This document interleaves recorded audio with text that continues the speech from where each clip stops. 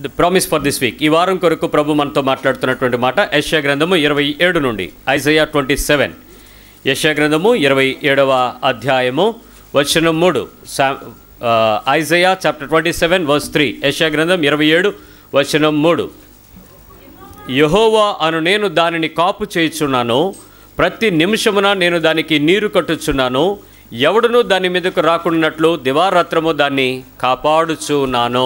ఆయన నీతో చెప్తున్నటువంటి చక్కటి మాట ఇది. ఆయన చెప్తున్నటువంటి స్పష్టత గుర్తించండి. దేవుడునైనా నేనే దానిని కాపలాగా ఉంటున్నాను, నేను కాపలా కాస్తున్నాను అంటున్నాడు.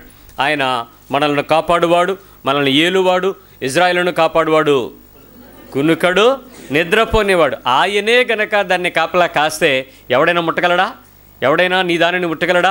ఎవరైనా నీకున్నటువంటి కష్టాన్ని లేక నష్టాన్ని లేక నీ బాధని నీ దుఃఖాన్ని ఆయన కాచుకుంటున్నాడు కాబట్టి దాన్ని ఎక్కువ చేయగలడు ఎవడైనా? ఏ పరిస్థితుల్లో కూడా వారు నిన్ను దాటిపోలేరు. ఆ పరిస్థితి నిన్ను దాటిపోదు, ఆ ఇబ్బంది నిన్ను దాటిపోదు, ఆ నలుగుడు నిన్ను దాటిపోదు, లేక ఇంకేదైనా పడుతున్న వేదన నిన్ను దాటిపోదు. నువ్వు అనుభవించగలిగిందే ఇస్తాడు, దాన్ని తప్పించుకునే మార్గం నీ పక్కనే పెడతాడు. ఆయనే దాన్ని కాస్తున్నాడు. ప్రతి నిమిషమున దానికి నీరు కట్టుచు ఉన్నాను. ఒకవేళ అది ఫలించని తనమైతే నీరు కట్టి నిన్ను గొప్ప చేయడానికి సిద్ధపడుతున్నాడు. ఒకవేళ అది నీ జీవితంలో అది అందనిది ఏదైనా అయితే దాన్ని పొందుకోవటానికి కావాల్సినట్టు, అనుభవించడానికి కావాల్సినట్లు, దాన్ని వృద్ధిపరచడానికి ఆయన తన మాటను పంపి, తన నీటిని పంపి, లేక తన వాక్కులోని ప్రతి బలాన్ని పంపి ఆయన దాన్ని అభివృద్ధి పరుస్తున్నాడు. మూడవదిగా ఎవడునూ దాని మీదకి రాకుండానట్లు దివారాత్రము దాన్ని కాపాడుచున్నాను. ఒకవేళ దేవుని యొక్క ఆలోచన మేరకు, దేవుని యొక్క ఉద్దేశం మేరకు నువ్వెంత ప్రయత్నం చేస్తున్నా మరొక వైపు నుంచి, మరొక పద్ధతుల నుంచి నీ దగ్గరకు వచ్చి నిన్ను సిగ్గుపరిచి, నిన్ను బలహీనపరిచి, నిన్ను నలగొట్టి, నిన్ను వేదన చెందించి, నిన్ను ఆయా పరిస్థితుల్లో ఎందుకు అనే ప్రశ్న నిన్ను వేస్తూ ఉంటే ఆయన అంటున్నాడు, దివారాత్రములు దాని మీదకి ఎవడునో, ఆ ప్రశ్న వేసే ఎవడునో, ఆ ఇబ్బంది పెట్టే వ్యక్తి లేక శక్తి పరిస్థితి ఏది నీ దగ్గరికి రాకుండా ఆయన దాన్ని కాపాడుతాను అని చెప్తున్నాడు. సో ఆయన కాపుదల శ్రేష్టమైనది, ఆయన కాపుదల భద్రమైనది, ఆయన కాపుదల నీ కొరకు ఉన్నతమైనది. కాబట్టి ఆ గొప్ప కాపుదల నీ జీవితంలో, నీ పరిస్థితుల్లో, నీ ఇబ్బందుల్లో, నీ ఇరుకుల్లో, నీ వేదనలో, నీ కష్టంలో, నీ నష్టంలో ఆయన తోడుగా ఉండి ఆయన దాన్ని కాచుకుందామని ప్రయత్నం చేస్తున్నాడు. ఆయన చేసే కాపుదల యొక్క గొప్ప ఉద్దేశం ఒకటే ఉంటుంది. ఏంటనంటే ప్రతిసారి నీ విశ్వాస జీవితాన్ని బలపరచాలని, నీ నిరీక్షణను సిగ్గుపరచకుండా నిలబెట్టాలని, నీ ప్రార్థనకు తగిన కాలపు సమాధానాల చేత నీ ముఖం నిండా నవ్వుంచాలని, నీ వేదనకు నీ కన్నిటిని తుడిచి ఆనంద బాష్పాలుగా మరచాలని, నీ జీవితంలో ఉన్నటువంటి ఆ అవమానానికి ప్రతిగా పూదండ నీ జీవితంలో అందరూ చూసేలాగా, గణపరిచేలాగా నీకు వెయ్యాలని. కాబట్టి ఈ దినము నీకున్నటువంటి ఆ దుఃఖాన్ని దేవుడు కాపు చేసుకుని దాని పరిస్థితులను ఎక్కువ కానివ్వకుండా, మరొకడు దాన్ని నలగొట్టనివ్వకుండా, దాన్ని వేదన చెందకుండా, నిష్ప్రయోజకంగా కానివ్వకుండా దాన్ని తిరిగి బాగు చేసి, రక్షించి, సంరక్షించి, కాపు చేసి, బలపరిచి ఆయన తన నామాన్ని మహిమకరంగా ఉంచుకోవటానికి నీ జీవితంలో చేయాలని ఆయన ఆశపడుతున్నాడు ప్రియులారా. కాబట్టి ఏ పరిస్థితుల్లో నువ్వు వేదన పడుతున్నా నీ పక్క వాళ్ళకి ఒక మాట చెప్పండి, దేవుడు నిన్ను చూస్తున్నాడు, దాన్ని బలపరుస్తున్నాడు, పరిస్థితి అంతా చక్కదిద్దుతున్నాడు, దేవుడే కాపలా ఉంటాడు, దేవుడే దాన్ని అభివృద్ధి పరుస్తాడు. పరిస్థితి అంతా ఆయన అదుపులోనే ఉంది, ఆయన దాన్ని వృద్ధి చేస్తున్నాడు. నిరీక్షణ కోల్పోవద్దు, సిగ్గుపరచబడవు. ఇది దేవుని మాట. ఆమేన్. మంచిది. దేవుని యొక్క వాగ్దానాలు అవునన్నట్టుగా ఉన్నాయి. ప్రతిసారి మీ బ్రతుకుల్లో ఎంత ఎక్కువగా, ఎంత తీవ్రంగా ఆ మాటను నువ్వు పట్టుకున్నావో అంత తీవ్రంగా ఆ బలాన్ని నీ జీవితంలో అనుభవించగలుగుతావు. దేవుని యొక్క మాటను ఎప్పుడు కూడా నిర్లక్ష్యంగా చూడకండి. దీనిలో నాకు కావాల్సింది ఏదీ లేదు అనుకోకండి. నువ్వు ఆయన మాట చెప్పాడు నువ్వు నమ్మడం ప్రారంభిస్తే ఆయన మాట భూమి ఆకాశాలు గతించిన అది చెల్లదగిన వాగ్దానం. కాబట్టి ఎనీ టైం నీ విశ్వాస జీవితంలో దానికి దేవుని కార్యాలు అనుభవిస్తావు ప్రియులారా. మంచిది. దేవుని యొక్క వాక్యంలోనికి మనం ప్రవేశిద్దాం. మంచి దేవుడు మరొకసారి మిమ్మల్ని అందరినీ కలుసుకోవటానికి, ఆయన మాటలో ఉన్నతత్వాన్ని మరొకసారి మనం ప్రకటించుకోవటానికి ఆయన కృపించినందుకు దేవుని పక్షంగా మీ అందరికీ నా ప్రత్యేకమైనటువంటి శుభాహ్వానం, వందనాలు తెలియజేస్తున్నాను. దేవుని యొక్క మాటలో మనం నేర్చుకుంటున్నటువంటి విశ్వాసంలో ఒక్కొక్క అడుగు మనం పైకెళ్ళి సమాధానముగా ఉండడం ఎలా. చాలామందికి తెలుస్తున్నది ఏంటంటే గొడవ పడకుండా ఉండడం ఎలా అని, లేక రాజీ పడుతూ ఉండడం ఎలా అని, లేక ఇబ్బందులు లేకుండా సంతోషంగా ఉండడం ఎలా అని. కానే కాదు. దేవుని యొక్క మాట అది కానే కాదు.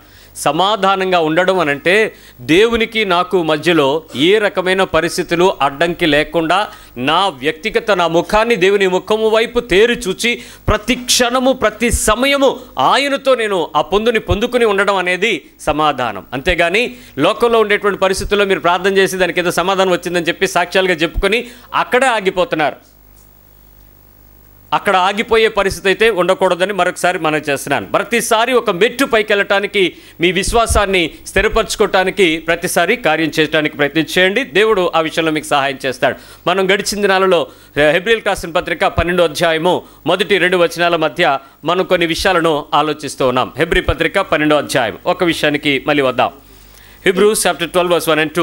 ఇంత గొప్ప సాక్షి సమూహం మేఘము వలె మనలను ఆవరించి ఉన్నది. మామూలుగా లేదు. ఎలా ఉంది? మేఘము వలె. ఇందాక వచ్చిన వెంటనే మా ఏలియా చెప్తున్నాడు, అన్నా చినుకులు పడుతున్నాయి అన్నాడు.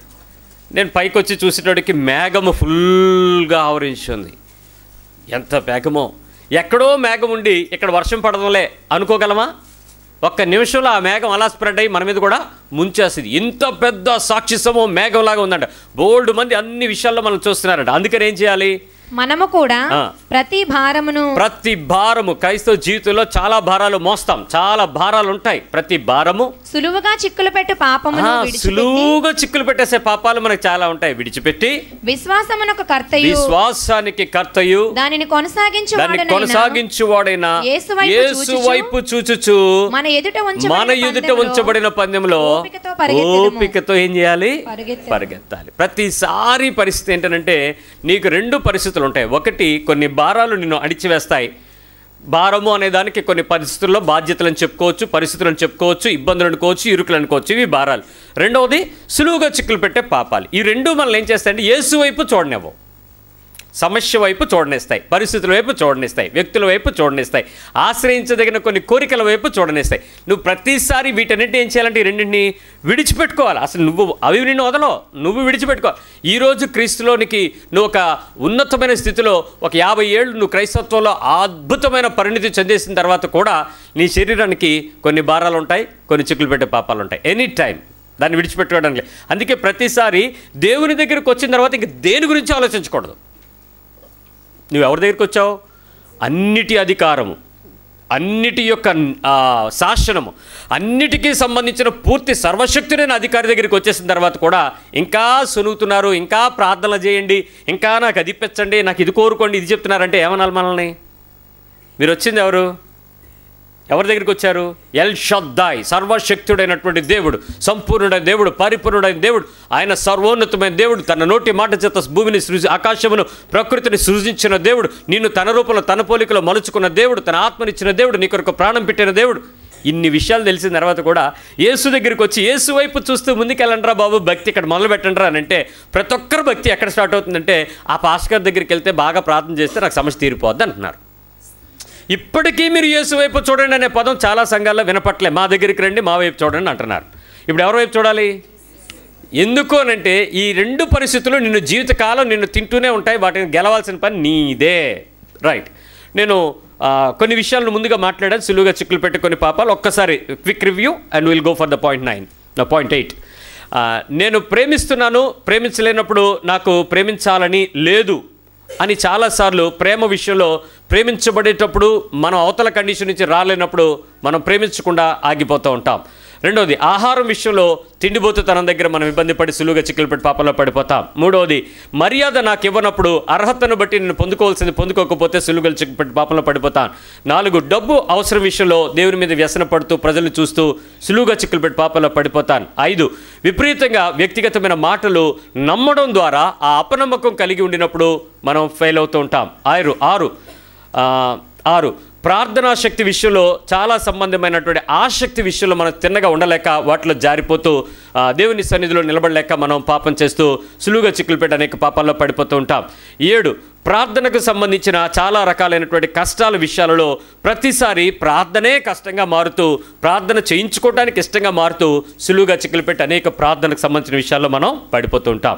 ఇవాళ మరికొన్ని విషయాలను చూద్దాం. 8, ఎందుకు ఆ సులువుగా చిక్కులు పెట్టే పాపంలో మనం పడిపోతామో, ఆ బలహీనతను మనం ఎలా గెలుచుకోవాలో మన హృదయాన్ని తెరిచి దేవుని మాట వినటానికి మనం ప్రతి ఒక్కరూ ప్రయత్నించేద్దాం ప్రియులారా. మంచిది. మీలో ఎప్పుడైనా సరే, ఎవరికైనా సరే ఒక్కసారి యేసు ప్రభువు రక్షణలోనికి పొందిన తేదీ మీకు ఎవరికైనా గుర్తుందా? 6 నెల, కనీసం సంవత్సరం. ఇందిరాగాంధీ చచ్చిపోయినప్పుడు, రాజీవ్ గాంధీ పుట్టినప్పుడు ఏదో పెడతారు కదా, అలా డేట్ ఏదో ఒక కాలం గుర్తుందా? లేదా? ఉంది. పొందితే గుర్తుంటుంది, పొందకపోతే ఏం గుర్తుంటుంది? అందరితో పాటు సామూహిక పుష్కర స్నానంకి దూరేవనుకో అయిపోయింది, ఇంక నీకేం గుర్తుంటుంది? ఏదో అంటే అదేదో అన్నట్టు ఉంటుంది. సో నిజంగా మారు మనసు పొంది ప్రశ్చాత్తాపడి పాపంలో ఒప్పుకొని నీ హృదయాన్ని దేవునికి అప్పగించుకొని నీతి కొరకు పాపం నిమిత్తమై నువ్వు మారు మనసు పొందితే బాప్తిజం తీసుకుని గుర్తుంటుంది. సరే, బాప్తిజం తీసుకుని గుర్తుంది. బాప్తిజం తీసుకున్న తర్వాత ఇప్పుడు నువ్వు జీవిస్తున్న ఈరోజు అప్డేటెడ్ క్రిస్టియానిటీలో నుంచి బాప్తిజం తీసుకోక మునుపు నీ శరీరానికి ఉండేటువంటి ఏదైనా కోరిక గురించి ఇప్పుడు నీకు ఆసక్తి ఉందా? బాప్తిజం తీసేసుకున్న తర్వాత, యేసులోకి వచ్చేసిన తర్వాత, యేసుక్రీస్తులో నిలబడిన తర్వాత, సంఘంలోకి వచ్చేసిన తర్వాత, ప్రభు బలను పట్టేసుకున్న తర్వాత, వాక్యం చదివేస్తున్న తర్వాత, ప్రార్థనా సహాయం, రకరకాల కార్యక్రమాల రిట్రీట్స్ అన్నింటిలో చేరిపోయిన తర్వాత, ఎప్పుడైనా పాత దానికి ఒక్కసారైనా వెళ్ళాలి అని పాత బలహీనతల వైపు ఎప్పుడైనా ఒక్కటైనా ఉందా లేదా? నిజాయితీగా మాట్లాడుకుందాం. ఒకటా బోల్డా? మన నాయనో, మన రక్షణే అబద్ధం. అయితే ఎందుకు పాత వైపు వెళ్ళడానికి మనసు ప్రయత్నించింది? ఎందుకు ప్రయత్నం చేశావు? నీకెందుకు అది ఆసక్తిగా అనిపించింది? లెట్ మీ టెల్ యూ, ఈరోజు ఆ విషయాల్లో మనం పూర్తిగా ప్రయత్నం చేసి దాని నుంచి బయటకు రాకపోతే అది సులువుగా చిక్కులు పెట్టే పాపంలోకి నిన్ను తీసుకుని వెళ్తా ఉంది. ఎందుకనంటే ఎప్పుడైనా సరే పాత కోరికల వైపు ఒక్కసారి నీ శరీరం ఇలా తిరిగింది అని అంటే సులువుగా చిక్కులు పెట్టే పాపంలో నువ్వు ఆల్రెడీ పడిపోయి ఉన్నావు అనే విషయం నువ్వు గుర్తుంచుకోవాలి. పాత ఓకే.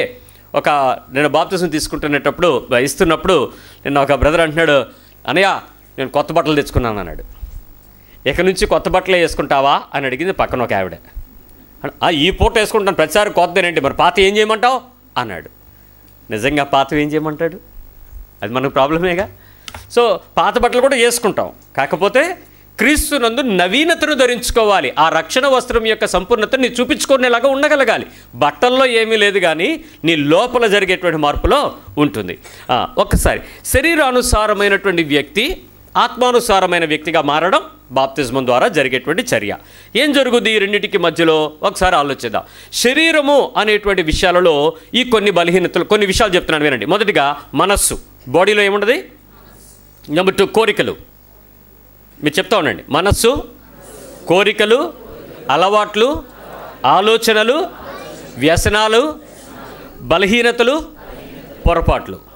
ఇవి శరీరం లోపల ఇంటర్నల్గా ఉండేటువంటి ప్యాక్. ఇది ఫుల్ ప్యాక్ అండి. ఎవరికి సగం ఏముంటాయి? ఇవన్నీ అందరికి, చిన్నపిల్లల దగ్గర నుంచి అందరికీ ఉంటాయి. ఈ 7 చక్కగా లోపలికి ఉండి. మరొకసారి రిపీట్ చేస్తున్నాను. మనస్సు, కోరికలు, అలవాట్లు, ఆలోచనలు, వ్యసనాలు, బలహీనతలు, పొరపాట్లు. ఇవి శరీరము లోపల మీకు తెలియకుండా, మీరు ఒప్పుకోకపోయినా మీ లోపల ఉండేటువంటి పరిస్థితి. ఇప్పుడు మనం ఏం చేస్తాం? ఆత్మానుసారము నడిపించబడడానికి శరీరాన్ని ఏం చేయాలనుకుంటున్నాం? మరొకరి కంట్రోల్లోకి తీసుకెళ్దాం అనుకుంటున్నాం. అప్పటి వరకు శరీరం చెప్పినట్టు నువ్వు విన్నావు, ఇప్పుడు శరీరాన్ని ఆత్మ చెప్తున్న సంగతుల వైపు వెళ్ళడానికి నువ్వు సిద్ధపరుస్తావు. అందుకు నీటిలో మునిగి పాత శరీర స్వభావాన్ని విడిచిపెట్టి క్రీస్తులోనికి నవీనత్వాన్ని ధరించుకున్నావు. ఇది రక్షణ. వచ్చేసావు, పూర్తిగా మారిపోయావు. మారిపోయిన తర్వాత నీ శరీరము ఇప్పుడు ఆత్మానుసారమైన శరీరంగా మారిపోయింది. మొదటిది ఏంటి? శరీరానుసారమైన మనసు. ఇప్పుడు ఏమవుతుంది? ఇప్పుడు ఆత్మానుసారంగా మారిపోయింది. ఆత్మానుసారము మారిపోయిన తర్వాత ఇప్పుడు ఆ శరీరం కొన్ని పనులు చేస్తుంది. ఎలా చేస్తుందో చెప్తాను. మొదటిగా ఏం చేస్తుందంటే దేవుని యొక్క మాట వినటానికి ఎక్కువ ఇష్టపడుతుంది. వాక్యం, ద వర్డ్. వాక్యం ఎక్కడ దొరికితే అక్కడ, ఎక్కడ వింటే అక్కడ, ఎలా ఉంటే అక్కడ ఎక్కువ సార్లు దేవుని యొక్క వాక్యం వినటానికి చాలా ఎక్కువ ఇష్టపడుతూ ఉంటుంది. రెండవది బోధ యందు నిలబడడానికి ఇష్టపడుతుంది. బోధ అంటే ఇప్పుడు మనం ఒక ఆయన బోధిస్తుంటే అక్కడ అందరూ ఏం చేస్తున్నాం? మనం వినడానికి ఇష్టపడుతున్నాం. బోధ యందు నిలిచి ఉండడానికి ఇష్టపడుతుంది. మూడోది ఏంటంటే ఫెలోషిప్, కూడుకోవడానికి ఇష్టపడుతుంది. ఎక్కడో చోట ఎవరో ఒకరితో కొంతమంది సహవాసంతో కలిగి ఉండడానికి ఇష్టపడుతుంది. నాలుగోది ప్రభువు యొక్క శరీరాన్ని, రక్తాన్ని, బల్లను చేరటానికి ప్రతిసారి సిద్ధపడుతూ ఉంటుంది. ఎవ్రీ టైం తన వీక్నెస్ని గుర్తించి గాడ్ స్ట్రెంగ్త్ని తీసుకోవడానికి ప్రయత్నం చేస్తూ ఉంటుంది. ప్రభు యొక్క రక్తమాంసాలను తీసుకోవడానికి ప్రయత్నం చేస్తుంది. ఐదవది సాక్ష్యం ఇవ్వడానికి సిద్ధపడుతుంది. ఆత్మానుసారమైన శరీరం ఎనీ ప్లేస్ నువ్వు ఉన్నావు అని అంటే నువ్వు పాతోడు కాదురా, ఈడు కొత్తోడు, ఈవిడ ఇంతకుముందులాగా లేదు, ఇప్పుడు కొత్తగా ఉంది, ఇంతకు మునుపు ఆవిడ ఇంకోలా ఉండేది, ఇప్పుడు యేసుప్రభులో మారినాక ఇలా ఉన్నారు అనే సాక్ష్యాన్ని డిఫరెన్స్ చేస్తుంది. ఆఖరిగా ఏంటంటే క్రీస్తు కొరకు చనిపోవడానికి సిద్ధపడిపోద్ది, హతసాక్షికి సిద్ధపడిపోతాడు. ఇది ఆత్మానుసారమైన వ్యక్తి దేవుని కొరకు దేవునిలో మార్పు చెందిన తర్వాత చేసేటువంటి ప్రక్రియలు. మళ్ళీ నేను రిపీట్ చేస్తున్నాను. వాక్యము, బోధ, సహవాసము, ప్రభుబల్ల, సాక్ష్యము, హతసాక్షి, ఇవి నూతనమైనటువంటి వ్యక్తులకు వచ్చేసేటప్పుడు మారిపోతూ ఉంటాం. ఇప్పుడు ఒకసారి చెప్తున్నాను. ఇప్పుడు మనందరం ఎలా ఉండాలి చెప్పండి? ప్రతిసారి మనలో మన ఆసక్తి, మన ఆపేక్ష ప్రతిదీ ఏమై ఉండాలి చెప్పండి? వాక్యము, మన కోరిక అంతా ఏంటో చెప్పండి. దేవుని మాట వినాలి, నెక్స్ట్ బోధ వినాలి, దేవుని బోధలో చక్కగా ఒకరినొకరు హెచ్చరించుకుని బోధ చేసుకుని పురుగొల్పుకుని ఉండాలి, ఫెలోషిప్ కూడుకోవాలి, ప్రభు బల్ల ఉంటూ ఉండాలి, ఎక్కువ సమయం సాక్ష్యాలు చెప్పుకొని ఒకరినొకరు చక్కగా ఎంకరేజ్ చేసుకుంటూ ఉండాలి. చనిపోవడానికి ఎవరైనా వస్తే ఐఎమ్ రెడీ అని చెప్పాలి. ఎక్కడెక్కడ ఏ ప్లేస్లోనైనా నువ్వు చచ్చిపోయి యేసుప్రభుని చూపించాలి. మన ఆసక్తి అంతా ఎవరు? ఇప్పుడు యేసుప్రభు కదా, ఆత్మానుసారం కదా. సో శరీరంలో ఇప్పుడు ఆత్మానుసారంగా జీవిస్తున్నటువంటి వాక్యము, బోధ, సహవాసము, బల్ల, సాక్ష్యము, హతసాక్షి కలిగిన నేను అనబడి నువ్వు ఒక్కసారి వెనక్కి వెళ్ళి శరీరానికి సంబంధించినంత వరకు మనస్సు కానీ, కోరిక కానీ, అలవాట్లు కానీ, ఆలోచన కానీ, వ్యసనం కానీ, బలహీనత కానీ, పొరపాట్లు కానీ చెయ్యాలి అని అనిపిస్తే నువ్వు సులువుగా చిక్కులు పెట్టే పాపంలో ఉంటావు. పెద్ద పాపం సంగతి కాదు, ఈ చాలా డేంజర్ పాపాలు. సులువుగా చిక్కులు పెట్టే పాపంలో నువ్వు పడిపోయి ఉంటావు. ఇప్పుడు చెప్పండి, ఉందా లేదా? ఈ మొదటి దానికి రెండవ దానికి మధ్యలో మార్పు దేనిలో జరుగుతుందో తెలుసా? మైండ్. మీ శరీరము మారి రూపాంతరం చెందుకోమన్నాడా? మనస్సు మారి రూపాంతరం చెందమన్నాడా? సో మనం మార్చుకోవాల్సినంత ప్రతిసారి ఏంటి? నీ మైండ్ సెట్ని మార్చుకోవాలి. అరే నేను వెతుకుతున్నది యేసుని, వెతుకుతూ జీవించాలనుకుంటున్నది యేసులో, కాబట్టి నాకు ఆల్వేజ్ నా కాన్సన్ట్రేషన్ అంతా ఎవరై ఉండాలి? యేసు అనేటువంటి పదం మీదకి రావాలి. అంటే దేవుని వాక్యము ఆ సంబంధమైన పరిస్థితుల మీద ఉండాలి. రైట్. ఈ మార్పుకి కేంద్రం మన ఆలోచన. అందుకనే దాన్ని మనస్సు అన్నాను. ఇంకో విధంగా చెప్పాలంటే హృదయము అని చెప్పుకుందాం.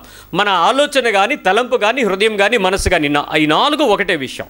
ఇప్పుడు యేసుక్రీస్తు వారు మరణించడానికి ముందుగా ఆయన చేసిన పని ఒకటి జ్ఞాపకం చేసుకుందాం. కేంద్రం ఏంటి? ఫస్ట్ మనిషికి బాగా ప్రవోక్ చేసి మార్చేసేది ఏంటి? మైండ్. మీరు ఎప్పుడైనా చర్చికి వెళ్దామని సిద్ధపడిన తర్వాత, ఎలాగైనా చర్చికి వెళ్ళాలి అని నిశ్చయించుకున్న తర్వాత, నా పదాలు శ్రద్ధగా వినండి, ఫస్ట్ ఏం చేయాలి? అని ఎలాగైనా చర్చికి వెళ్ళాలని సిద్ధపడిన తర్వాత, వెళ్ళాలి అని సిద్ధపరచుకున్న తర్వాత, ఎలాగైనా వెళ్ళాలి అని నిశ్చయించుకున్న తర్వాత, సడన్గా మీకు కావాల్సిన మనుషులు వచ్చి మిమ్మల్ని ప్రేమించే మనుషులు వచ్చి, వదినా అంత దూరం నుంచి మేము వస్తే బావా వెళ్ళిపోతావా అనగానే ఏం చేస్తావు? ఫస్ట్ డిసిషన్ ఎవరిది? నువ్వు సిద్ధపడ్డావు, నిశ్చయించుకున్నావు, వచ్చేసారు, నీ ముందు ఇప్పుడు ఓ చిన్న బిస్కెట్ వేశారు. ఆల్రెడీ నాకు డౌటే నువ్వు చర్చికి వెళ్ళిపోతావేమో అని, అందుకే 10 నిమిషాలు ముందు వచ్చాను అంటున్నాడు ఆయన. నువ్వు వెళ్ళిపోతే మళ్ళీ మేము తలుపు దగ్గర ఉండిపోవాల్సి వస్తుంది, లేకపోతే మేము ఇంకా నువ్వు కిందకి దీపాకి వస్తే నువ్వు మమ్మల్ని కూడా తీసుకెళ్ళిపోతావు, అందుకు 10 నిమిషాలు ముందు వచ్చాను. ఏముంది, నేను ఆల్రెడీ స్విగ్గీలో ఆర్డర్ చేశాను, ఇవాళ 20% 30% డిస్కౌంట్లు ఉన్నాయి, అన్ని జాయింట్లు వచ్చేస్తాయి, నీకు ఎందుకు 10 నిమిషాల్లో, నువ్వేమి వంట చేయొద్దు వదినా, బావా దా అన్నాడు. ఏం చేస్తారు? ఏమంటుంది మీ మనసు? మీ శరీరం అంటదా, ఆత్మ ఏమంటుంది చెప్పండి? శరీరం ఏం చెప్పుద్ది? ఏ శరీరం? ఆత్మానుసారము నడిపించబడుతున్న క్రైస్తవ పరిపూర్ణమైన దేహమా, పాత దేహమా? సరిగ్గా చెప్పండి. సో ఇప్పుడు ప్రాబ్లం ఏది మార్చుకుంటుంది? నీ మైండ్ మార్చుకుంటున్నావు. నువ్వు ఆల్రెడీ ప్రిపేర్ అయ్యావు, ఆల్రెడీ డెసిషన్ తీసేసుకున్నావు, but still what happen? Something is lagging you. నేను బాగా క్లచ్ చేసేస్తుంది, వదలట్లేదు అసలు ఎట్టి పరిస్థితుల్లో. Okay fine. యేసు ప్రభు వారు ఫస్ట్ తన మైండ్ని దేవుని దగ్గర సరిగ్గా ఉంచుకోవడానికి ప్రయత్నం చేశాడు. ఇది సమాధానంలో ముఖ్యమైనటువంటి భాగం. మొదట తనకున్నటువంటి ప్రాబ్లము, తన శరీరమేమో సిలువ కోసం వెళ్ళడానికి రెడీ అవ్వాలి. 30 సంవత్సరాలు వచ్చేటప్పటికి రెడీ అయిపోయాడా లేదా? నేను ఎవరి పని మీద ఉన్నానన్నాడు? సో రెడీ అయిపోయాడు, సిద్ధపడిపోతున్నాడు. అలాంటి సమయంలో తన శరీరం సిద్ధపడుతూ ఉంటే తన మైండ్ వెనక్కి లాగేసేలాగా ఉంది. అందుకు మొట్టమొదట ఆయన చేసిన త్యాగం ఏంటో తెలుసా? లూకా సువార్త 22:44. టుడే నేను కొంచెం ఎక్కువ రిఫరెన్స్ చెప్తాను, కొంచెం ఓపికగా దాన్ని త్వరగా తీయడానికి ప్రయత్నించాను. ఆయన వేదన పడి మరింత ఆతురముగా చాలా వేదన పడి ఆత్రంగా ప్రార్థన చేస్తున్నాడంట. ఆయన చెమట నేల పడుచున్న గొప్ప రక్త బిందువుల వలె ఆయను. ఫస్ట్ ఆలోచనతోనూ ఆత్మతోనూ తను ప్రార్థన చేస్తుండగా ఫస్ట్ 22:44 లూకా సువార్తలో ప్రార్థన చేస్తుంటే ఫస్ట్ ఏమొచ్చింది? చెమట రక్తంలాగా కారింది. ఎక్కడ మీకు సాధారణంగా అలాంటి వేదనతో ఉండేటప్పుడు మొట్టమొదట చెమటలు ఎక్కడ పడతాయి? ఎక్కడ? మీ 4 హెడ్స్ పడిపోతాయి. ఇప్పుడు ఆయన 4 హెడ్లో ఏముంది? తన లోపల ఏముంది? బ్రెయిన్, ఆలోచన కేంద్రం. మొట్టమొదట ఆయన సిలువ కన్నా ముందు, శ్రమ కన్నా ముందు, గాయం కన్నా ముందు ఎవరికీ కనపడకుండా అందరికి కనపడేలాగా ఆయన ఒక చోటకెళ్ళి ఆతురపడి ప్రార్థన చేస్తున్న కారణం ఏంటో తెలుసా? ప్రభువా, నేను వెళ్ళడానికి నా బాడీ బలహీనంగా ఉంది, ఆత్మ సిద్ధంగా ఉంది, నేను ఎక్కడైనా నా మైండ్ మార్చుకుని వెనక్కి వచ్చేస్తానేమో ఆతురంగా ప్రార్థన చేస్తున్నాడు. నా శరీరము నా మైండ్ని ఎక్కడైనా డామినేట్ చేస్తుందేమో, నా శరీరము నా మనసులో ఉన్నటువంటి కోరిక అయినటువంటి నిన్ను సంతోషపరచడాన్ని ఆగి సుఖపడి అంటదేమో, వద్దు బాబోయ్ వద్దు అని చెప్పి ఆతురుగా ప్రార్థన చేస్తూ ఉంటే అతని చెమట ఎలా కారిందంట? రక్తంలాగా కారిపోయిందంట. మొట్టమొదట నీవెలాగైతే ఏమంటే యేసు ప్రభు యొక్క మరణం మనందరి కోసం కదా, మనందరి నిమిత్తం కదా, మనందరి ప్రదేశంలో కదా, మనందరి స్థానంలో కదా, మనందరి కోసం చేసినటువంటి త్యాగం. సో ఆయన చేసిన first beginning of the pain ఏంటంటే చెమట మనస్సులో నుంచి ఆయన రక్తము కార్చడానికి బయటపడడం. చూడండి, సిలువ శ్రమకు వెళ్ళిపోయిన తర్వాత మొట్టమొదట యేసు ప్రభుకి ఇచ్చినటువంటి సిలువ ఏంటో తెలుసా? చూడండి 27వ అధ్యాయం మత్తయి సువార్త 29, Matthew 27:29. ముండ్ల కిరీటమును అల్లి ఆయన తలకు పెట్టి ఒక రెల్లు ఆయన కుడి చేతిలో నుంచి ఇచ్చి ఆయన ఎదుట మోకాలుని, యూదుల రాజా నీకు శుభమని ఆయనను అపహసించి. ఇప్పుడు ఆయన అపహసిస్తున్నప్పుడు మొట్టమొదట పెట్టబడినటువంటి గుచ్చుకున్నటువంటి ఆ చిన్న రక్తం ఏ ప్లేస్ నుంచి స్టార్ట్ అయింది?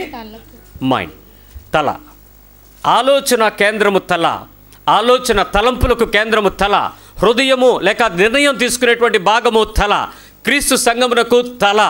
అలాంటి భాగము మొట్టమొదట అతనికి ముళ్ళ కిరీటమే పెట్టడం ద్వారా మన మనసులకు సంబంధించి దేహాన్నించి పక్కకు తొలగించుకునేటువంటి అవకాశం తీసుకునేది మైండ్ కాబట్టి ఆ మైండ్లో మొట్టమొదట రక్తాన్ని కచ్చాడేసా. ఆయన పొందిన దెబ్బల చేత మీరందరూ ఏమయ్యారు? స్వస్థ. ఆయన పొందిన గాయముల ద్వారా మనం స్వస్థత పొందుతుమి, ఆయన కాచిన రక్తంలో మనం విడుదల పొందుతుమి. ఆయన గాయాలు మనకున్నాయి. అందుకనే యేసుక్రీస్తు గాయాలు శరీరానికి మాత్రము మీరు చూస్తున్నప్పుడు ఆయన మనస్సును శుభ్రపరిచేటువంటి శక్తితో కూడా అతని మనస్సులో నుంచి రక్తం కాచడం జరిగింది. మార్కు సువార్త 15వ అధ్యాయము 17వ వచనం, మార్క్ 15:17. ఆయనకు ఊదారంగు వస్త్రము తొడిగించి, ఆయనకు ఊదారంగు వస్త్రాన్ని ఒకటేసి ముండ్ల కిరీటమును ఆయన తల మీద పెట్టి. మళ్ళీ చూడండి, మామూలు కిరీటం పెడితే దాని గురించి గొప్పగా చెప్పుకునేవాళ్ళం కాదు. ముళ్ళు అల్లినటువంటి కిరీటం తీసుకొచ్చి బలుసు కంప తన తల మీద గుచ్చారు. ముళ్ళతో కిరీటం అల్లితే నీకేమైనా సమ్మగా హాయిగా ఉంటుందా? ఒలింపిక్స్లో మీరు గెలిచిన వారికి మీరు చూసినట్లయితే ఆ ప్రదేశంలో ఖచ్చితంగా ఒలింపిక్ 1, 2, 3 వచ్చిన వాళ్ళకి ప్రతి ఒక్కరికి కూడా ఒక కిరీటం పెడతారు. ఏం పెడతారో తెలుసా? ఒలీవ ఆకులతో ఒక చక్కటి రింగ్ లాగా తయారు చేసి తీసుకొచ్చి అది పెడతారు.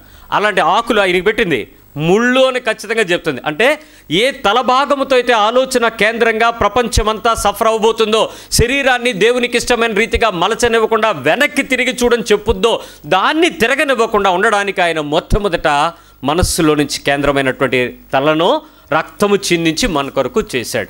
సో మీకు అర్థమైంది ఇప్పుడు కంప్లీట్గా ఏ పరిస్థితుల్లోనైనా రెండవ మారు తన శరీరాన్ని సిలువ యాగానికి వెళ్ళనివ్వకుండా మైండ్ ఎక్కడైనా తిరిగిపోతుందేమో మొదటి రక్తాన్ని అక్కడ కాచేశాడు. So complete he was decided. అప్పుడు చెప్పబడిన మాటలే ఏంటంటే, ఈ గిన్నె నా నుంచి తొలగించని ప్రార్థన చేసి అయినా నీ చిత్తం జరిగించని ఒప్పుకొని, శరీరము బలహీనంగా ఉంది, నా ఆత్మ సిద్ధంగా ఉంది. ఆత్మ అనగా తన లోపల ఉన్నటువంటి ఆలోచన కేంద్రమైనటువంటి శక్తి, అది సిద్ధంగా ఉంది చచ్చిపోవడానికి. కానీ బాడీ నాట్ రెడీ. మనం కూడా అంతే. అందుకే ప్రతిసారి వెనక్కి వెళ్ళిపోకుండా ఉండడానికి ప్రతిసారి ఇబ్బంది పడాల్సిన పని ఏంటంటే, మనం కూడా కొన్నిసార్లు చెప్తూ ఉంటాం, మైండ్ మార్చుకున్నావా అని అడుగుతాం కొన్నిసార్లు. ఎందుకు మార్చుకున్నావా అంటే ఏం జరిగినట్టు? హి వాజ్ స్టార్టింగ్ బ్యాక్. వెనక్కి వెళ్ళిపోతున్నాడు. వెనక్కి ఆలోచిస్తే మనసు మార్చుకున్నావా? ఏంట్రా ఆలోచన మార్చుకున్నావా? ఏంటి తలం మారిపోయిందా? హృదయం మార్చుకున్నావా? ఎందుకు మార్చుకున్నావు? అది అవకాశం ఉంటుంది, దానిలో మారిపోయే అవకాశం ఎప్పుడూ ఉంటుంది. ఇప్పుడు విషయం వినండి, ఎప్పుడైనా యేసుక్రీస్తు మన కోసం, మన శరీరము, మన శరీరాలందరి కోసం వెనక్కి తిరిగిపోకుండా ఫస్ట్ మైండ్లో రక్తాన్ని కార్చేశాడు. There is end the matter. ఇప్పుడు రెండో విషయంకి వస్తున్నాను. ఆయన మొదటి పేతురు పత్రిక 4వ అధ్యాయము 2వ వచనం, 1 Peter 4:2. శరీర విషయంలో శ్రమపడిన వాడు శరీరమందు జీవించు మిగిలిన కాలము, శరీరమందు జీవిస్తున్నటువంటి మిగిలిన కాలం అంటే నవ్వు, అంటే నవ్ NOW. ఇక మీదట మనుజాశలను అనుసరించి, మనుషుడికి ఉండేటువంటి ఆశలను అనుసరించి నడుచుకుంటాడా, నడుచుకోక దేవుని ఇష్టానుసారముగానే నడుచుకున్నట్లు పాపముతో జోలియక నేమియు లేకుండా ఏముండదు, అడిగి పాపంతో జోలేమీ కూడా లేకుండా ఉండును. లేకుండా ఉంటుందా, ఉంటుందా? అసలు ఏమైనా పాపం చేయాలనిపిస్తుందా? ఎందుకు? శరీరము విషయంలో మరణించి, అంటే నువ్వు బాప్తిస్మం తీసుకున్న తర్వాత ఆత్మానుసారము నడిపించబడడానికి సిద్ధపడుతూ, అంటే నేను చెప్పినటువంటి వాక్యము, బోధ, సహవాసము, రొట్టె విరుచుట, సాక్ష్యము, హతసాక్షి మరణం సిద్ధపడిన తర్వాత అతనికంట 2 ఉండవు. వెనక్కి తిరిగి చూడాలనేటువంటి మనుజాశలు ఉండవు, 2 పాపంతో జోలి ఉండదు. ఇప్పుడు ఈ 2 పనులు మనం చేస్తున్నామో లేదో ఒకసారి పరిశీలించుకోండి. ఎంతమంది చెప్తారు, సార్ నాకు అసలు ఏ పాపంతో నాకు సంబంధం లేదు సార్ అని చెప్పేవాళ్ళు ఎంతమంది ఉన్నారు క్రైస్తవులు? అసలు మేము పాపం ఏంటి సార్, మేము యేసుప్రభువులోకి వచ్చాము, అసలు పాపమే కొట్టేయబడిందని చెప్పేమైనా ఉందా? 2 మనుజ ఆశలు, అంటే నీ శరీరానికి ఉండేటువంటి కొన్ని ఆశలు, కోరికలు నీ హృదయంలో నుంచి ఏమైనా కోరికలు ఉంటున్నాయా, ఉన్నాయా లేవా? లోపల నుంచి బయటికి తన్నుకొని కనపడకుండా ఉండేవి ఆశలు ఉంటాయా లేవా? ఈ రెండింటిని నువ్వు గెలిస్తేనే నువ్వు నిజంగా వెనక్కి తిరిగిపోకుండా ఉన్నావని అర్థం. లేకపోతే కొంచెం మళ్ళీ వెనక్కి తిరిగే అవకాశం ఎప్పుడైనా పాసిబిలిటీ ఉంది. జాగ్రత్త, బయట కనపడినంత కాకపోవచ్చు, లేదు. నేను కొన్ని ఎగ్జాంపుల్ చెప్తాను, నీకు ఎప్పుడైనా అలా ఉంటే దాని విషయంలో శ్రద్ధగా ఉండడానికి ప్రయత్నించేద్దాం. నా మాట వినండి. ఎప్పుడైనా మీకు అలా చూసొచ్చేద్దామని దేని గురించి అయినా అనిపించిందా? అమ్మో ఏంటి అందరూ తలూపుతున్నారు, మీరు వదిలేసిందే, ఇప్పుడైతే మీ దగ్గర లేదు. కానీ మీకు అప్పుడప్పుడు ఏమనిపిస్తుంటే అలా ఒకసారి చూసొచ్చేస్తే ఏమైంది, తప్పేముంది? మీ ఓల్డ్ ఫ్రెండ్షిప్ని ఎప్పుడైనా ఒకసారి అలా వెళ్ళి పరిచయం చేసుకున్నాం కదా, ఎప్పుడు పాత ఫ్రెండ్షిప్ ఒకసారి అలా చూసి అలా వచ్చేద్దాం అనుకుని వెంటనే వచ్చేసిన వాళ్ళు ఉన్నారా? కొంచెంసేపు కూడా మాట్లాడకుండా వెళ్ళింది దేనికి? నేను ఒకసారి చెప్పాను, ఇలా వెళ్తాను అలా వచ్చేస్తానని, ఇలాగ 2 వేసి ఇలాగ వెళ్తాను అలా వచ్చేస్తాను. చాలు నువ్వు వెళ్ళడానికి అరగంట పడద్దు అన్నారు. అరగంట పట్టినా అలా వచ్చేస్తాను కదా అన్నాను. ఆ రోజు సాయంత్రం వరకు రాలేకపోయాను. మార్నింగ్ వెళ్ళానండి, రాత్రి ఇంటికి వచ్చేటికి ఎన్ని ఇవ్వమంటావు అన్నాడు. ఎక్కువ ఎమోషన్ అయిపోయి ఇలాగ అన్నాను. కానీ ప్రాబ్లం అయింది. అక్కడికి వెళ్ళిన తర్వాత అందరూ నాతో మాట్లాడడానికి, అందరూ వాళ్ళతో మాట్లాడుకోవడానికి, అందరూ. ఇప్పుడు నేను ఎందుకు వెళ్ళాను వెనక్కి? నాకు వెళ్ళాలనిపించింది అంతే, సులువుగా చిక్కులు పెట్టే పాపం అదే. ఆ టైంలో మనకి ఎక్కడలేని ఏమవుద్ది చెప్పుకోలేము, అంత ఆనందంగా ఉంటుంది. 2, ఎప్పుడైనా ఇంతకాలం ఉన్నాను కదా, ఈ ఒక్కసారి చేస్తే తప్పు కాదులే అని ఎప్పుడైనా అనిపించిందా? ఇంతకాలం ఉన్నాను కదా, ఈ ఒక్కసారి చేస్తే ఏమైంది అనిపించిందా? ఒక పాస్టర్ గారు నాతో ఆ మాట చెప్పాడు. పాస్టర్ గారు, దేవుని సేవలో కనుక దేవుడు నన్ను రాకపోయిండుంటే ఒక బీర్ కంపెనీ తాగిసి ఉండేవాడు అన్నాడు. అతన్ని అతిశయంగా చెప్పుకోవడానికి ఉపమానం అలా వాడాడు. మరి నవ్వి చాలండి సార్ అనంటే, లేదన్నా ఆ సంగతి మీకేం తెలుసు అనుకున్నావు అన్నాడు. వద్దు, ఇప్పుడు ఏమొద్దు, ఒక మాట చెప్తానేనండి అన్నాడు. ఏంటన్నాను? ప్రతిరోజు సాయంత్రం ఇంటికి వచ్చేటప్పుడు ఇలా చెక్ చేసుకునే ఉన్నాను. వద్దన్నాను కదా, మళ్ళీ ఎందుకు చెప్తున్నావు? ఏం చేయాలనిపిస్తుంది చెప్పండి ఒకసారి. చక్కెర వేసుకుని ఎక్కడికో వెళ్ళాలనిపిస్తుంది. ఎప్పుడైనా నీకు అలా అనిపించిందా? పాత దగ్గరికి వెళ్ళి ఇంతకు మునుపు అయితేనా అనిపించిందా? నువ్వు ఆల్రెడీ సులువుగా చిక్కులు పెట్టి పాపంలో పడున్నావు, దాని బయటికి రా. సరే, అతనితో గట్టిగా చెప్పడం జరిగిపోయింది, అంతా అయిపోయింది. ఒక అద్భుతమైన విషయం ఏంటంటే, పాస్టమ్ గారు దెబ్బలాడుకున్నారు. మీరేమో పెద్ద వాళ్ళ ఆత్మ సంబంధాలు అనేసుకుని వాళ్ళకి కాళ్ళకి దండాలు కానీ పెట్టారు కనుక పెట్టకండి. వాళ్ళు శరీరంతోనే ఉంటారు, కాకపోతే మీ మీద ముందు పిలవబడ్డాడు. కొంతమంది నిజంగా పిలవబడ్డాడు అయితే అలాంటి దెబ్బలు పడవు. ఆడు ఎవడో పిలిస్తే వెళ్ళిపోయాడంటే సంతకులు సంచేసుకుని ఆడు ఇలాంటి పనులు చేస్తూ ఉంటాడు. మొత్తానికి జరిగింది, గొడవపడ్డారు. ఆ రోజు సాయంత్రం నేను అటునుంచి వస్తున్నాను, నాకు ఎదురుగా తూలుతూ నడుస్తున్నాడు. సరే అడుగిట్టు అటు పడుతుంది, చూసి ఆలివ్ అనే కదా అన్నాడు. అదేంటి ఇంతకుముందు పరిగెత్తుకుంటూ వచ్చి కౌగిలించుకున్నాడు, ఇప్పుడు అన్నయ్య కదా అంటున్నాడంటే లోపల ఏదో కొంచెం మస్తిష్కంలో మొత్తు వాస్తవానికి అబద్ధానికి కళ్ళ మధ్యలో బయర్లు గమ్ముతున్న నిజానికి మధ్యలో కొట్టుకుంటున్నాడు అనమాట. బ్రదర్ మర్చిపోయారండి నన్ను అన్నాడు. సరే మిమ్మల్ని ఎలా మర్చిపోతాను బ్రదర్ అన్నాడు. ఏంటి సార్ వాసన వస్తుంది ఏంటి సార్, ఇంతకుముందు చెప్పాను కదా నీకు నా సాక్ష్యం, నేను తాగుబోతుండని మానేశాను. అమ్మగారికి నాకు ఫైటింగ్ అయింది, 2 రోజుల నుంచి ఫుడ్ లేదు, కొంచెం శాంపిల్ పుచ్చుకున్నాను అన్నాడు. నేను ఆయన చేసిన తప్పుని నేను ఆయన విమర్శించలేకపోయాను. ఎందుకంటే మనుజాశలను విసర్జించి ప్రభు యొక్క పరిపూర్ణతలోనికి వచ్చిన వ్యక్తి వెనక్కి తిరగకూడదు అనేటువంటి తన దేవునికి భయపడలేని ఆ స్థితి. మీరు అనొచ్చు పెద్ద పాపం గురించి మాట్లాడినా చిన్న పాపం గురించి మాట్లాడిన పాపమే, అది సులువుగా చిక్కులు పడిపోయాడు, పాత దానికి వెళ్ళిపోయాడు. ఒక తమ్ముడు అంటున్నాడు, అనయ్య నేను నైట్ డ్యూటీ చేశానంటే నా చుట్టుపక్కల సాక్ష్యం ఎలా ఉంటుందో తెలుసానండి. ఎలాగుంటుందో అంటే స్తుతిస్తూ ఆరాధిస్తూ కీర్తనలు పాడుకుంటూ అసలు చుట్టుపక్కలకి వెళ్ళినోడికల్లా నేను చెప్పి వాళ్ళు లేపుతూ ప్రార్థన చేస్తూ చాలా హుషారుగా ఉంటానన్నాను. నిజంగా అతని గురించి తన మేనేజర్ కూడా చాలా చక్కటి సాక్ష్యం చెప్పాడు, నేను ఇలాంటి క్రైస్తవుడు నేను ఇంతవరకు చూడలేదని. ఈ మధ్య ఆ తమ్ముడు అంటున్నాడు, అసలు అన్నిటినీ గెలిచేసి పరిశుద్ధంగా దేవుని కొరకు ఆ రాత్రంతా డ్యూటీ చేసుకుంటూ వర్క్ చేసుకుంటూ తృప్తిగా దేవునిలో గడుపుతున్నటువంటి వ్యక్తితో ఒక తమ్ముడు అన్నాడంట, ఒక్క పఫ్ తీసుకుంటావా అన్నాడంట. శోధన నీ పక్కనే ఉంటుంది, కోరిక నీ పక్కనే ఉంటుంది, ఆశ నీ పక్కనే ఉంటుంది, వ్యసనం నీ పక్కనే ఉంటుంది, పిలుస్తారు రమ్మంటుంది. అంటే తను అన్నాడంట, నథింగ్ రాంగ్ గివ్ మీ అన్నాడంట. ఇంతకు మునుపు నేను చైన్ స్మోకర్ని, దేవుడు నన్ను గెలిపించాడు, లైక్ గివ్ మీ అని చెప్పి ఇన్ని సంవత్సరాలు ఆ ఫ్లోర్లో తనకున్నటువంటి మంచి సాక్ష్యాన్ని సిగరెట్ తీసుకుని ఒక పఫ్ ఇచ్చాడు. జస్ట్ సింపుల్, ఒక 2 minutes అయిపోయింది. మళ్ళీ కొద్ది నిమిషాల తర్వాత అరే ఒకసారి తీసుకోరాని ఇంకోటి ఎవడో ఇచ్చాడంట, మళ్ళీ అది తీసుకున్నాడు. ఆ సాయంత్రం తను ఫ్లోర్లోకి ఆఫీస్లోకి వచ్చేసేటప్పటికి అందరూ అంటున్నారట, వీడు ఇంతకు ముందులాగా లేడురా, వీడు మనందరితో పాటు కలిసి స్మోక్ చేసి వచ్చాడురా అని చెప్పారంట. వీడు hey don't think about my flush, in spirit I'm strong అంటున్నాడు. ఎలాగున్నాడు అంటే, శరీరం గురించి మీరు మాట్లాడకండి, నేను ఆత్మలో చాలా తీవ్రంగా ఉన్నాను. I know my God, I know my Holi spirit, I know my tongues, I'm speaking in tongues, I'm pricing God. ఒరే నువ్వెన్ని చేసినా నువ్వున్న మాకు కనపడుతుంది నీ మైండా లేక నీ బాడీయా ఏంటో? మీ పక్క వాళ్ళని అడగండి, మీరు ఎక్కడైనా కనపడేటప్పుడు మీరు క్రైస్తవులు అంటే మీ మైండ్ చూస్తారా మిమ్మల్ని చూస్తారా అని అడగండి. ఎవరిని చూస్తారు? మీ బొట్ట కాదు, మిమ్మల్ని మీ శరీరాన్ని చూస్తారు తప్ప మీ లోపల దాన్ని, మీ ఆత్మ సంబంధించిన తీవ్రతలను, మీరు ఎంత పెద్ద చర్చిలో మీరు మెంబరు, మీరు కొయ్యేసుకున్నప్పుడు పైన డ్రెస్ వేసుకుంటారా ఇవన్నీ చూస్తారు ఎవరైనా? ఎవడో చూడండి, మీ జీవితాన్ని మీ బతుకుని చూస్తాడు, జాగ్రత్త. అందుకే అతను ఏమనుకున్నాడంటే, ఒక్కసారి ఇన్ని సంవత్సరాలు నేను ఉండగలిగాను, ఒక్కసారి అది డజంట్ మ్యాటర్ అన్నాడు. మ్యాటరా కదా చెప్పండి ఏంటో? సులువుగా చిక్కులు పెట్టి పాపం వెనక్కి తిరిగి ఒకసారి చూడాలనిపిస్తే అక్కడ దొరికిపోతావు. మరొక విషయం చెప్పాలి, ఇంతకాలం ఓపిక పట్టాను కదా, చాలా మార్పు వచ్చేసింది నాలో.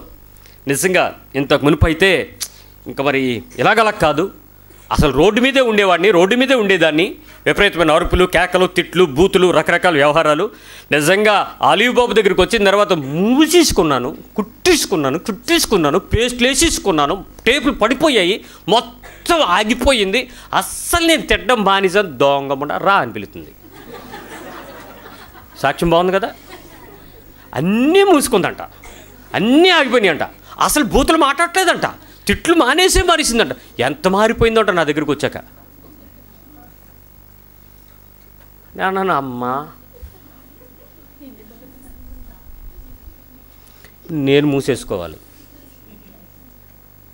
వాగి మార్పు లేని, మారని, మార్పు కోరుకొనని, మారడానికి స్వసిద్ధంగా ఆత్మలో సిద్ధపరచబడని, రూపాంతరము చెందని జీవితాన్ని చూసి నేను ఎందుకు వచ్చిన కూడా వీళ్ళకి ఉత్తమమైన సంగతులు చెప్పి పాడు చేయడం, తెలిస్తే లెక్క అడుగుతాడో లేదా? కాబట్టి ఎక్కడో చోట రహస్యంగా వీడియోలు చేసుకునే సంఘం మాత్రం మామూలుగా ఎప్పుడు కూడా ఆశీర్వదించబడిన వాళ్ళ లోపలికి రండి, నేను మీకు ప్రార్థన చేతును, మీకు దీవించదును, మీరు ఇలా ఇచ్చుకోండి, మీకు ఇలా ఇచ్చుకుంటానని నేను కూడా చెప్పుకుంటే మీరు కూడా బాగుందరు. చెప్పలేము, బైబిల్ అలా చెప్పలేదు. దేవుని వాక్యం చెప్తుంది, నువ్వు ఖండించు, నువ్వు బుద్ధి చెప్పు, నువ్వు హెచ్చరించు, వాళ్ళని గద్దించు, వాళ్ళు మనసు మారి రూపాంతరం చెందేంత వరకు నీ ముందు అప్పచెప్పాను, నువ్వే లెక్క అంటారు. ఆయన చెప్పరమ్మా అన్న, చెప్పినా మారకపోయినా ఏమంటారంటే అప్పుడు మళ్ళీ ప్రభు వచ్చి అంటూ ఉంటాడు, ఆలివ్ గ్రీన్ ఇశ్రాయేలు ప్రజలయ్యా అంటే ఏంటి ప్రభు? మెడంగునోళ్ళు ఎవరు ప్రభా? నా జనము. మరి వీళ్ళు ఎవరు ప్రభా? వీళ్ళు నా జనమే. ఏం జరిగింది? ఆ రోజు ముక్కులో నుంచి వస్తున్నప్పుడు కూడా ఏది సిక్ని వచ్చేస్తున్నప్పుడు కూడా దేవుడి మీద వణుకుతూనే ఉన్నారు. ఒక పక్క చచ్చిపోయారు. వాళ్ళందరికీ బైబిల్ చెప్తుంది అరణ్యంలో రాలిపోయినని రాస్తుంది బైబిల్. అయినా మార్పు చెందని ప్రజలు. ఈరోజు నీ హృదయంలో వెనక్కి తిరిగి చూడాలి అనిపించి ఆ పాత స్వభావపు కోరిక కలిగించి మూర్ఖపు మాటలు మాట్లాడడానికి నీకు ఎప్పుడైనా ఆ ప్రేరేపణ కలిగిందా? ఏమండి, ఒత్తప్పుడు ఎప్పుడూ రాదు. అయిన వాళ్ళు ఒకసారి చెప్పండి నాతో. నెంబర్ 2 కావాల్సిన వాళ్ళు. నెంబర్ 3 తెలిసిన వాళ్ళు. వీళ్ళ ముగ్గురు దగ్గర నువ్వు రెచ్చిపోయినట్టు తెలియనోడి దగ్గర చెయ్యి చూసుకో. వీళ్ళ ముగ్గురు దగ్గరే నీ బలము నీ ప్రభావం అంతా ఇక్కడే ఇక్కడే చేస్తాం. కొత్తోడి దగ్గరికి వెళ్ళేటప్పుడు మళ్ళీ భక్తి వేషం వేసేస్తామండి. ఎలాగేసేస్తామండి? మనంత సూపర్ స్పిరిచువల్ పరిశుద్ధమైన అగ్ని చేత కాల్చబడుతున్న నీ వెలుగు ఎవరికీ కనపడినట్టే కనపడతావు. జాగ్రత్త. నీ విశ్వాస జీవితంలో ఒక్కసారి ఇంతకాలం ఓపిక పట్టాను కదా, నేను మారిపోయాను కదా అని ఒక్కసారి వెనక్కి చూడాలనిపిస్తే నువ్వు ఆల్రెడీ సులువుగా చిక్కులు పెట్టి పాపంలో పడిపోయినావు. ఒకసారి గుర్తుపెట్టుకో. నేను ఆల్బమ్ ఎతికాను. ఇప్పుడంతా ఆల్బమ్లు సీడీల్లో ఇస్తున్నారు. రెండోది మొయ్యలేనంత బరువుతో ఇస్తున్నారు. ఇంతంత దిమ్మలో పుస్తకం ఇంతంత ఉంది, అది తిప్పలేము ఇక్కడ, అందుకని తేలేదు. పాత ఆల్బమ్ మీ ఇంట్లో ఎవరింట్లోనే ఉందా? Very good. ఆల్బమ్ ఉండడం మంచిదే. దానిలో ఏముంటాయి? ఫొటోస్లో ఏముంటాయి? జ్ఞాపకాలు. వాటిని చూసుకుని, పాత జ్ఞాపకాలను చూసుకుని ఎప్పుడైనా నువ్వు ఆనందించావా? అందరూ నవ్వుకుంటున్నారు. పాత జ్ఞాపకాలు చూసుకుని ఎప్పుడైనా ముసిముసి నవ్వులు నవ్వుకుంటూ ఆనందిస్తూ, అబ్బా నిజంగా ఆ రోజులే వేరుదిన, అసలు నిజంగా ఎంజాయ్మెంటే వేరు, అయ్యో బాబోయ్ అనిపించిందా? అనిపించకపోతే నీకు చర్మం పనిచేయట్లేదని అర్థం, మందం ఎక్కిపోయి ఉంటుంది. ఉందా లేదా పాత జ్ఞాపకాలు? ఎలా? ఎక్కడెక్కడ? కాలేజీల్లో, అప్పుడు యవ్వన కాలంలో, పెళ్ళికి ముందు, పెళ్ళికి, పిల్లలు పుట్టినప్పుడు, ఫ్రెండ్స్, ఆయా కార్యక్రమాల్లో, ఇతరుల పెళ్ళిళ్ళు, ఇతర కార్యక్రమాలు, రకరకాల ఆల్బమ్స్, వాటిని చూసినప్పుడు నీకేం గుర్తొస్తుంది? ఏడుపు వచ్చిందా? ఆనందం వచ్చిందా? మనుషులు కనపడపోతే ఏడుపు వస్తుందండి, చచ్చిపోతా, దాని గురించి కాదు. ఇప్పుడు వచ్చే ఏడుపు ఏంటి? ఛీ, ఇంత రోత పని నేను చేసింది, ఇంత అసహ్యకరమైన పని నేను చేసింది, ఇంత శరీర సంబంధిగా ప్రవర్తించానా ప్రభువా, ఆ రోజు నేను నిన్నెందుకు తెలుసుకోలేకపోయాను? నీకు ఎప్పుడైనా దుఃఖం కలిగిందా? ఆ ఫోటోలు, ఆ జ్ఞాపకాల దొంతరలోకి నువ్వు వెళ్ళినప్పుడు, అయ్యో నేను ఎందుకు ఇంత నీచాతినీచంగా ప్రవర్తించానని నీ హృదయం చిమ్ముకొని నీ కళ్ళల్లో నుంచి, నీ నోట్లో నుంచి దుఃఖపు ఆర్తనాదాలు వచ్చినాయా? అలా చూస్తారేంటి? ఇంకేమైనా ఫోటోలు ఉంచుకుందాం అనిపిస్తుందా నీకు ఇప్పుడు కూడా? మా ఇంట్లో ఆల్బమ్ చూశాను నేను. వన్స్ ఆల్బమ్ వచ్చిన వెంటనే ఫస్ట్ చింపేసిన విషయం ఏంటంటే, బొమ్మల ఫోటోలన్నీ అమ్మ చింపేసింది. అదే చింపడేసింది. ఏంటి, ఎందుకు ఇలా చింపేసావు అని అడిగితే, చిచే దయ్యాలు మన ఇంట్లో ఉండడం లేదు, ఇది ఫస్ట్ సెంటిమెంట్, అందరికి ఉంటుంది, చచ్చా ఉండకూడదు. ఉంగరం మీద ఏదో ఉందని చెప్పి దాన్ని తీసుకెళ్ళి దాన్ని సిలువు దిమ్మ ఎక్కిచ్చేసింది. దాని మీద అదే దిమ్మను నొక్కిచ్చేసి దాని మీద సిలువు కొట్టేయందంట. ఏమంటే ఉంగరం మారలేదు, బొమ్మ మారింది. చాలా బొమ్మలు చింపేశారు. ఆ తర్వాత ఇంట్లో ఉండేటువంటి ఆ మూల పెట్టిన దిమ్మలన్నీ తీసి పారేశారు. 2 మార్పులు బాగానే ఉన్నాయి. ఆ తరువాత పాత సంబంధమైనటువంటి సంతోష ఉల్లాసపు క్రియలను చూసినటువంటి కొన్ని ఫొటోస్ అన్నీ తీసి కాల్చేసింది. ఏంటనంటే వాళ్ళు అంటున్నారు, ఈ క్రియలు మాటమాటికి వాటిని చూసి మళ్ళీ ఎక్కడైనా మనం వాటి జ్ఞాపకాల్లోకి వెళ్ళి వాటి వైపు ఆకర్షించబడతామో దట్ బికమ్ సిన్. కాబట్టి ఇవి మనకు ఉండకూడదు, ఉంచుకోకూడదని చెప్పి దాన్ని తీసేసి పారేసింది. నా దగ్గరికి మన బాబు వచ్చి అంటున్నాడు, అన్నయ్య మేమిద్దరం చాలా తీవ్రంగా ప్రేమించుకున్నాం అన్నయ్య, అమ్మాయి నువ్వు లేకపోతే నేను లేను అంది, కానీ వాళ్ళ అమ్మ నాన్న నువ్వు లేకపోతే మేము లేమన్నారు, కాబట్టి ఆ అమ్మాయి వాళ్ళ అమ్మ నాన్నకే ఓటేసి నువ్వు లేకపోయినా నేను ఉండగలను అంది, కాబట్టి నేను వచ్చేసాను అన్నయ్య, దేవుడు విడిపించాడు అన్నయ్య, స్తోత్రం అన్నయ్య అన్నాడు. అని ఇక్కడ తీశాడు, స్వాతి అని రాసి ఉంది. టాటూ, ఇంతకుముందు పచ్చబొట్టు, ఇప్పుడు టాటూ. వేసేసాడు. అన్నయ్య, రేపొద్దున నిజంగా నా జీవితంలోకి నిజంగా వచ్చే అమ్మాయి స్వాతి అయితే పర్లేదు, లేకపోతే దీని సంగతి ఏంటన్నయ్య? ముందుండాల బుద్ధి అథవా. శరీరం పరిశుద్ధమైనది. నువ్వు ఒక క్రైస్తవ బతుకు పుట్టి క్రైస్తవ కుటుంబంలో పుట్టి టాటూలు వేసుకోకూడదని నీకు తెలీదా? పచ్చబొట్లు నీ శరీరాన్ని మలినపరుస్తాయని, అది దేవునికి వ్యతిరేకమైనటువంటి పాపం అని నీకు తెలీదా? అది 3 రోజులకున్నా 2 రోజులకున్నా పిల్లలు, చిన్నపిల్లలు ఎవడైనా సరే ఆ రబ్బర్ స్టిక్కర్లు అంటించుకుని అలాంటి వేషాలు ఇప్పుడు చేస్తే మర్యాదగా ఉండదు. ఎవడు అలాంటి పనులు చేయడానికి వీలేదు. మీ శరీరం పరిశుద్ధమైన దేవాలయం, అది దేవునికి దేవాలయంగా మార్చాలి. ఎవడో కూడా అంటించుకోకుండా అలాంటి స్టిక్కర్లు చెప్పా. వెంటనే అంటాడు, ఎలాగన్నయ్యా అన్నాడు. మీకు తెలుసా, వాడు ఇటు నుంచి అటు నుంచి 12,000 రూపాయలు టికెట్ బుక్ చేసుకుని ఆ హైదరాబాద్లో ఒక చోట అక్కడికి వెళ్ళి ఆ లేజర్తో దాన్ని ఏదో చేస్తే పోద్దంట, అది చేయించుకుని వచ్చాడు. వాడు అంటున్నాడు, ఎందుకురా ఇంత ఖర్చు పెట్టావు ఈసారి ఎప్పుడైనా అంటే, లేదన్నా దాన్ని చూసినప్పుడల్లా నాకు అది గుర్తొస్తుంది అంటూ గెలిచేశాడు. దేవునికి స్తోత్రం. వాడు మంచి విశ్వాసంతో దేవునితో రోషంగా మంచి బైబిల్ పట్టుకుని ఆత్మలో తీవ్రంగా నిలబడ్డాడు. కాకపోతే వాడు బైబిల్లో నుంచి ఆ అమ్మాయి రాసిన ప్రేమ లేఖ తీయలేకపోతున్నాడు. ఏమిరా అంటే ఆడంటాడు, వదిలేశానన్నా, లోపల లేదు, బయటే ఉంది. లోపలేటి బయటేటి. నీ జీవితంలో ఎవరికీ కనపడని, ఎక్కడైనా దాచుకున్న పాత జ్ఞాపకాలలో ఉన్న మధురమైన ఇష్టమైన వస్తువులను ఇప్పుడున్న వాస్తవానికి దాన్ని కలిపేసుకుని దీనికి దానికి లింక్ పెట్టేసి దానిలో ఆనందించే ఏది నీ దగ్గర ఉన్నా నువ్వు ఆల్రెడీ సులువుగా చిక్కులు పెట్టే పాపంలో యేసు వైపు చూడనివ్వకుండా అది నీకు అడ్డుపడుతున్న విగ్రహము చూసుకో. ఎనీథింగ్. ఎప్పుడైనా పాత పరిచయాలు, పాత స్నేహాలు, తిరిగిన ప్రదేశాలు ఏవైనా వాటి దగ్గరికి వెళ్ళినప్పుడు నీకు ఎప్పుడైనా ఆనందం అనిపించిందా? పాత తిరిగిన ప్రదేశాలు, ఆ గోళ్ళ మీద రాసుకున్న రాతలు, లేక ఆ ప్రదేశాల్లో మీరు చేసిన చేష్టలు, ఆయా పరిస్థితుల మధ్య ఏమండి మీరు ఎవరింటికైనా వెళ్ళి మీరు చక్కగా ప్రేమగా మాట్లాడుతూ ఉండగా, అదే ఇందాక నేను చెప్పానుగా ముగ్గురు, ఎవరు అయినోళ్ళు, కావాల్సిన వాళ్ళు, తెలిసిన వాళ్ళు, అలాంటి దగ్గరికి వెళ్ళి ఏమి గొడవ పడకూడదమ్మా ఈసారి ప్రభు నాకు సమాధానంగా ఉంచు అని చెప్పి నువ్వు వెళ్ళి తీరా అక్కడికి వెళ్ళిన తర్వాత రచ్చరచ్చ అయిపోయిన తర్వాత నీ డైలాగ్ పైనుండేలాగా చూసుకుని నువ్వు ఇంటికి వచ్చిన తర్వాత మళ్ళీ వెనక్కి వెళ్తావా వాళ్ళ దగ్గరికి? ఆ ఇంటికి వెళ్తావా? ఇంతకుముందు ఇక్కడే దెబ్బలాడుకున్నావని వెళ్తావా? ఎప్పుడు వెళ్ళవు కదా. అలా నీవు ఎప్పుడైనా నీ పాత సంబంధమైనటువంటి పరిచయాలలో కానీ స్నేహాల్లో కానీ తిరిగిన ప్రదేశాలు కానీ వెనక్కి తిరిగి ఎప్పుడైనా దానివైపు చూడాలి చేయాలని అనిపించిందా? మీకు దుఃఖం కలిగే సంఘటన చెప్తాను. ఎప్పుడైనా మీ మనసులో అలాంటి చూసుకోండి. గొడవ పడ్డారు, చిలికి గాలువాని అయింది. ఎంత ఇబ్బంది అయిందనంటే పెళ్లి చేసుకున్న తర్వాత కూడా ఆమె తన అక్రమ సంబంధాన్ని కొనసాగించుకోవటానికి పాత ప్రియుడితో ప్రయత్నం చేస్తూ ఉంటే దొరికిపోయిన తర్వాత భర్తని చులకన చేసి పెద్దల సమూహంలో కోర్టు ద్వారా డైవర్స్ తీసేసుకుని వెళ్ళిపోయింది. అయిపోయింది. ఈ అబ్బాయి వేరొక సహోదరిని పెళ్లి చేసుకున్నాడు, వేరొక స్త్రీని పెళ్లి చేసుకున్నాడు. కార్యక్రమం జరిగిపోయింది. ఈ మధ్యకాలంలో తీవ్రమైన గొడవలు అవుతున్నాయి వీళ్ళిద్దరికీ. ఎందుకు గొడవలు అవుతున్నాయనంటే ఈ అమ్మాయి ప్రతిసారి ఏమంటుంది తెలుసా?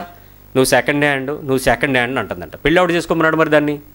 సెకండ్ హ్యాండ్ అని తెలిసే కదా, డైవర్స్ పేపర్లు చూసాక చేసుకుంటారు. సెకండ్ హ్యాండ్ అని ఏడిపిస్తుందండి. చాలా ఇబ్బంది పడుతుంది, చాలా బాధపడుతున్నాడు. ఈ మధ్య తన గ్రామానికి వెళ్తూ దారిలో ఒక చోట ఏమండి ఒకసారి బండి ఆపండి అందంట. ఎందుకమ్మా అని అడిగి, ఇంతకు మునుపు నన్ను ప్రేమించిన వాళ్ళు ఇక్కడే ఉండేవాడు, ఒకసారి చూసి వచ్చేస్తాను ఏమవుతుందన్నాడు. పెళ్ళి పరిశుద్ధమైన వివాహం ద్వారా కుటుంబం జతపరచబడిన తర్వాత ఒక్కసారి పాత ప్రియుడి దగ్గరికి ఎందుకు వెళ్ళాలనిపిస్తుంది ఆవిడ మనసు? ఏడిపించడం, పైగా మళ్ళీ భర్తతో కాపురం చేయకపోగా తను వచ్చి బోరుని ఏడుస్తూ అంటాడు, అన్నా నా జీవితం ఎందుకు దేవుడు ఇలా రాశాడన్నా. నిజానికి తన అమాయకుడు. He don't know anything. సులువుగా చిక్కులు పెట్టు పాపమును గెలవలేక, యేసు వైపు చూడలేక, భారాన్ని విడిచిపెట్టలేక, కోరికలను వదలలేక, మనసును చంపుకోలేక, మనసును గెలవలేక, మనసులో క్రీస్తుకు చోటివ్వక, ఆయన నీ కొరకు కార్చిన రక్తం విలువను చూడక, సహవాసం యొక్క విలువ పట్టుకోక, వాక్యం యొక్క జీవము తెలియక, రొట్టె శరీరం యొక్క విలువను నువ్వు అందరించుకోలేక, నీ మనస్సాక్షిని శుద్ధి చే రక్తాన్ని నువ్వు పట్టుకోలేక, ప్రతిసారి టర్నింగ్ బ్యాక్, సులువుగా చిక్కులు పెట్టు పాపం, వెనక్కి తిరిగి వెళ్ళే పాపం. నీలో ఎప్పుడైనా వదిలిపెట్టినటువంటి అలవాట్లు కానీ, ఆపేక్షలు కానీ, ఆనందాలు కానీ వెనక్కి తిరిగి ఒక్కసారి దాన్ని చూద్దాం అనిపించిందా? అనిపించిందా? ఒక సిస్టర్ గారు చెప్పారు, పాస్టర్ గారు నిజంగా మీ మెసేజ్లు నాకు ఎలాగున్నాయంటే కళ్ళు రోజు తెరిసిపోతున్నాయి అంది. నేను అనుకున్నాను యేసు ప్రభు దగ్గర ఉన్న వాళ్ళు కూడా ఇలాగే చెప్పారులే అమ్మా అని. అంటే భలేవాళ్ళు బ్రదర్, మీరు అసలు తిండిపోతన గురించి చెప్పినప్పుడు నాకు అర్థమైంది ఏంటంటే ఇంతంత విషయం కాదండి. ఆమె గెలిచేసింది, దేవునికి స్తోత్రం. ఆమె తిండిపోతుతనాన్ని చాలా చక్కగానే గెలిచింది. గెలిచిన తర్వాత జరిగిన సంఘటన ఏంటో తెలుసా? ఈ మధ్య కాలంలో ఆమె 15 కేజీలు పెరిగింది.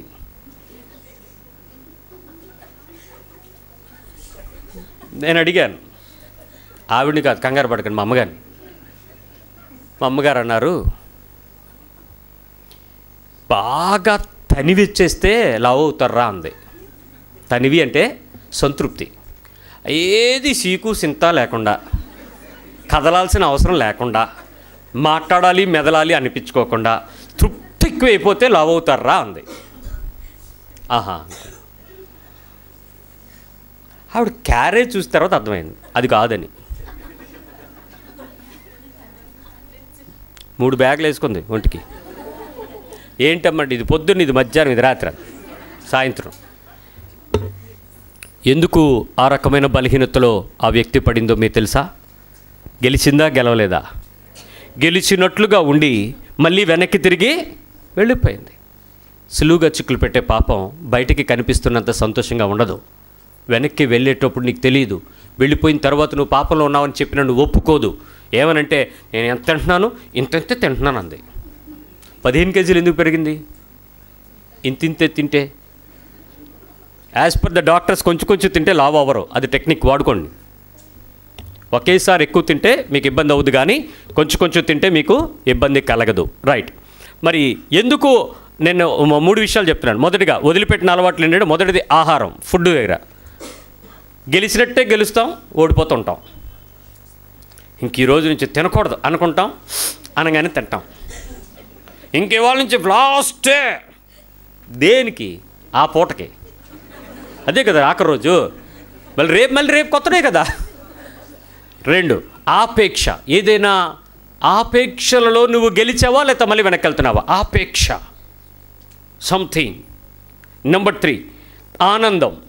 ఈ 3 నీకు చాలా వెనక్కి తీసుకెళ్తాయి, ప్రతిసారి వెనక్కి లాగేస్తూ ఉంటాయి. ఆపేక్షలో నుంచి లేక ఆనందంలో నుంచి మళ్ళీ వెనక్కి వెళ్ళి ఆ ఆనందం మళ్ళీ వెళ్ళి అది పొందుకుందాం. ఈ 3 చాలా ప్రమాదం. ఇవి అలవాట్లు, జాగ్రత్త. నెక్స్ట్ ఖరీదైన, ఒకసారి చెప్పండి అందరూ, గొప్ప, లగ్జరీ. ఆ జీవితంలో నుంచి గెలిచిన తర్వాత నువ్వు సామాన్యమైన జీవితంలోకి రావాలి. వచ్చేసావా? దానిలోకి వెళ్తుంటావా? ఎటు నుంచి? సామాన్య జీవితంలో నుంచి అటువైపు వెళ్తుంటామా? అటు నుంచి వచ్చి ఇటు నుంచి వెళ్తుంటామా?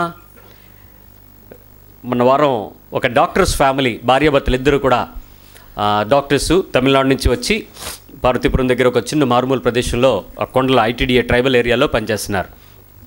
వాళ్ళు ఎవరో చెప్తే సరే పాస్ గారిని కలుసుకుందాం అని చెప్పేసి వచ్చారు. నేను వెళ్ళేటప్పటికి వాళ్ళు వెయిట్ చేస్తున్నారు. ఎవరో మనకు తెలియదు కదా, మన గురించి కాదేమో అనుకుని నేను తినగా లోపలికి వెళ్ళిపోయాను. నా పని చూసుకుంటే వాళ్ళు వచ్చారు. సార్ ఇలా మీతో మేము కొంచెం సమయం మాట్లాడాలనుకుంటున్నాం, మీరు మాకు టైం ఇవ్వగలరా అని అడిగారు. అదేంటి సార్, నేను ఇవ్వకపోవడం నేను ఏమన్నా క్రియేటర్నా?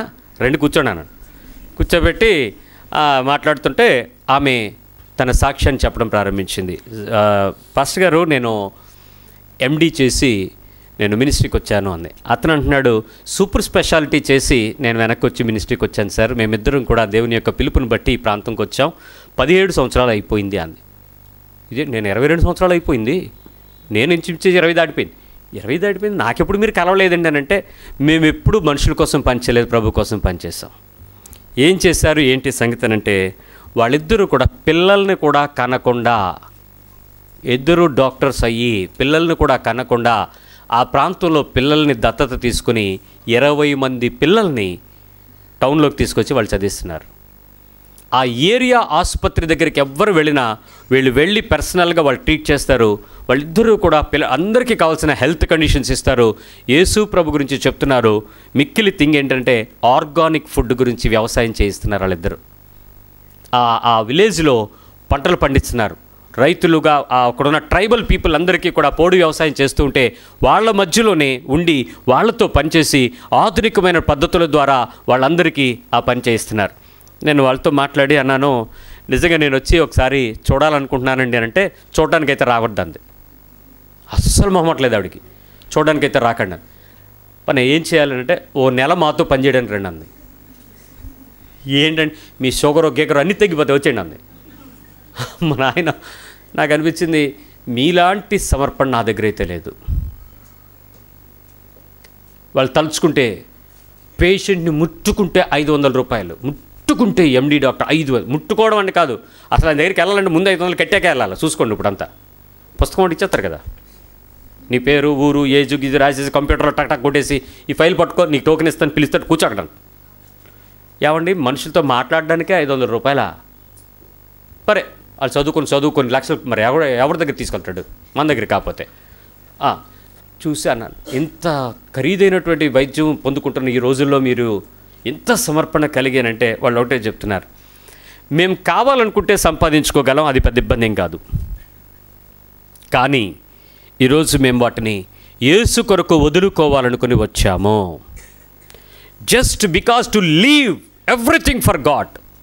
దేవుని కోసం మేము వదిలేసుకుందాం అనుకున్నటువంటి ప్రతి ఆలోచన కూడా ఏది మేము వెనక్కి తిరిగిపోకుండా ప్రభు కోసమే బతకాలి అనేటువంటి సమర్పణతో మేము ఉండడాని వల్ల మేము వెనక్కి తిరిగి చూడాలని అనిపించలేదండి. ఆమె తాలూకా తల్లిదండ్రులకి అడిగాను, మీ నమ్మ నాన్న యాక్సెప్ట్ చేశారనంటే, వాళ్ళు చేస్తే మేము ఎక్కడెందుకుంటాం సార్ అంది. వాళ్ళు చేయలేదు కాబట్టి మేము ఇక్కడ ఉన్నాం, మా దేవుడు మమ్మల్ని అంగీకరించడం తెలిసింది, మేము వెనక్కి తిరిగి చూడడానికి అవకాశం లేకుండా మేము బ్రతుకుతున్నాం. ఈరోజు చాలా ఖరీదైన గొప్ప లగ్జరీగా వాళ్ళకి కావలసినటువంటి చాలా విషయాలు అనిపించగలిగిన వాళ్ళు కేవలం సామాన్యమైన జీవితానికి వాళ్ళ హృదయాలు సిద్ధపరచుకుంటున్నారంటే వాళ్ళని ఏమనాలి చెప్పండి? మనమేమవుతున్నాం? 4 రోజులు సుఖపడి సామాన్యమైన వ్యక్తి కొంచెం దేవుడు ఏమైనా గొప్ప చేశాడని తెలిసిన వెంటనే ఆ మనుషులు వెంటనే ఏం చేస్తున్నారంటే తిరిగి అలా అయిపోదామని, అలా బ్రాండ్కి వెళ్ళిపోదామని ప్రయత్నం చేస్తున్నారు, అలా గొప్ప అయిపోదామని ప్రయత్నం చేస్తున్నారు. చాలామందికి బలహీనత ఉంది ఈరోజు. Again still back, turning back.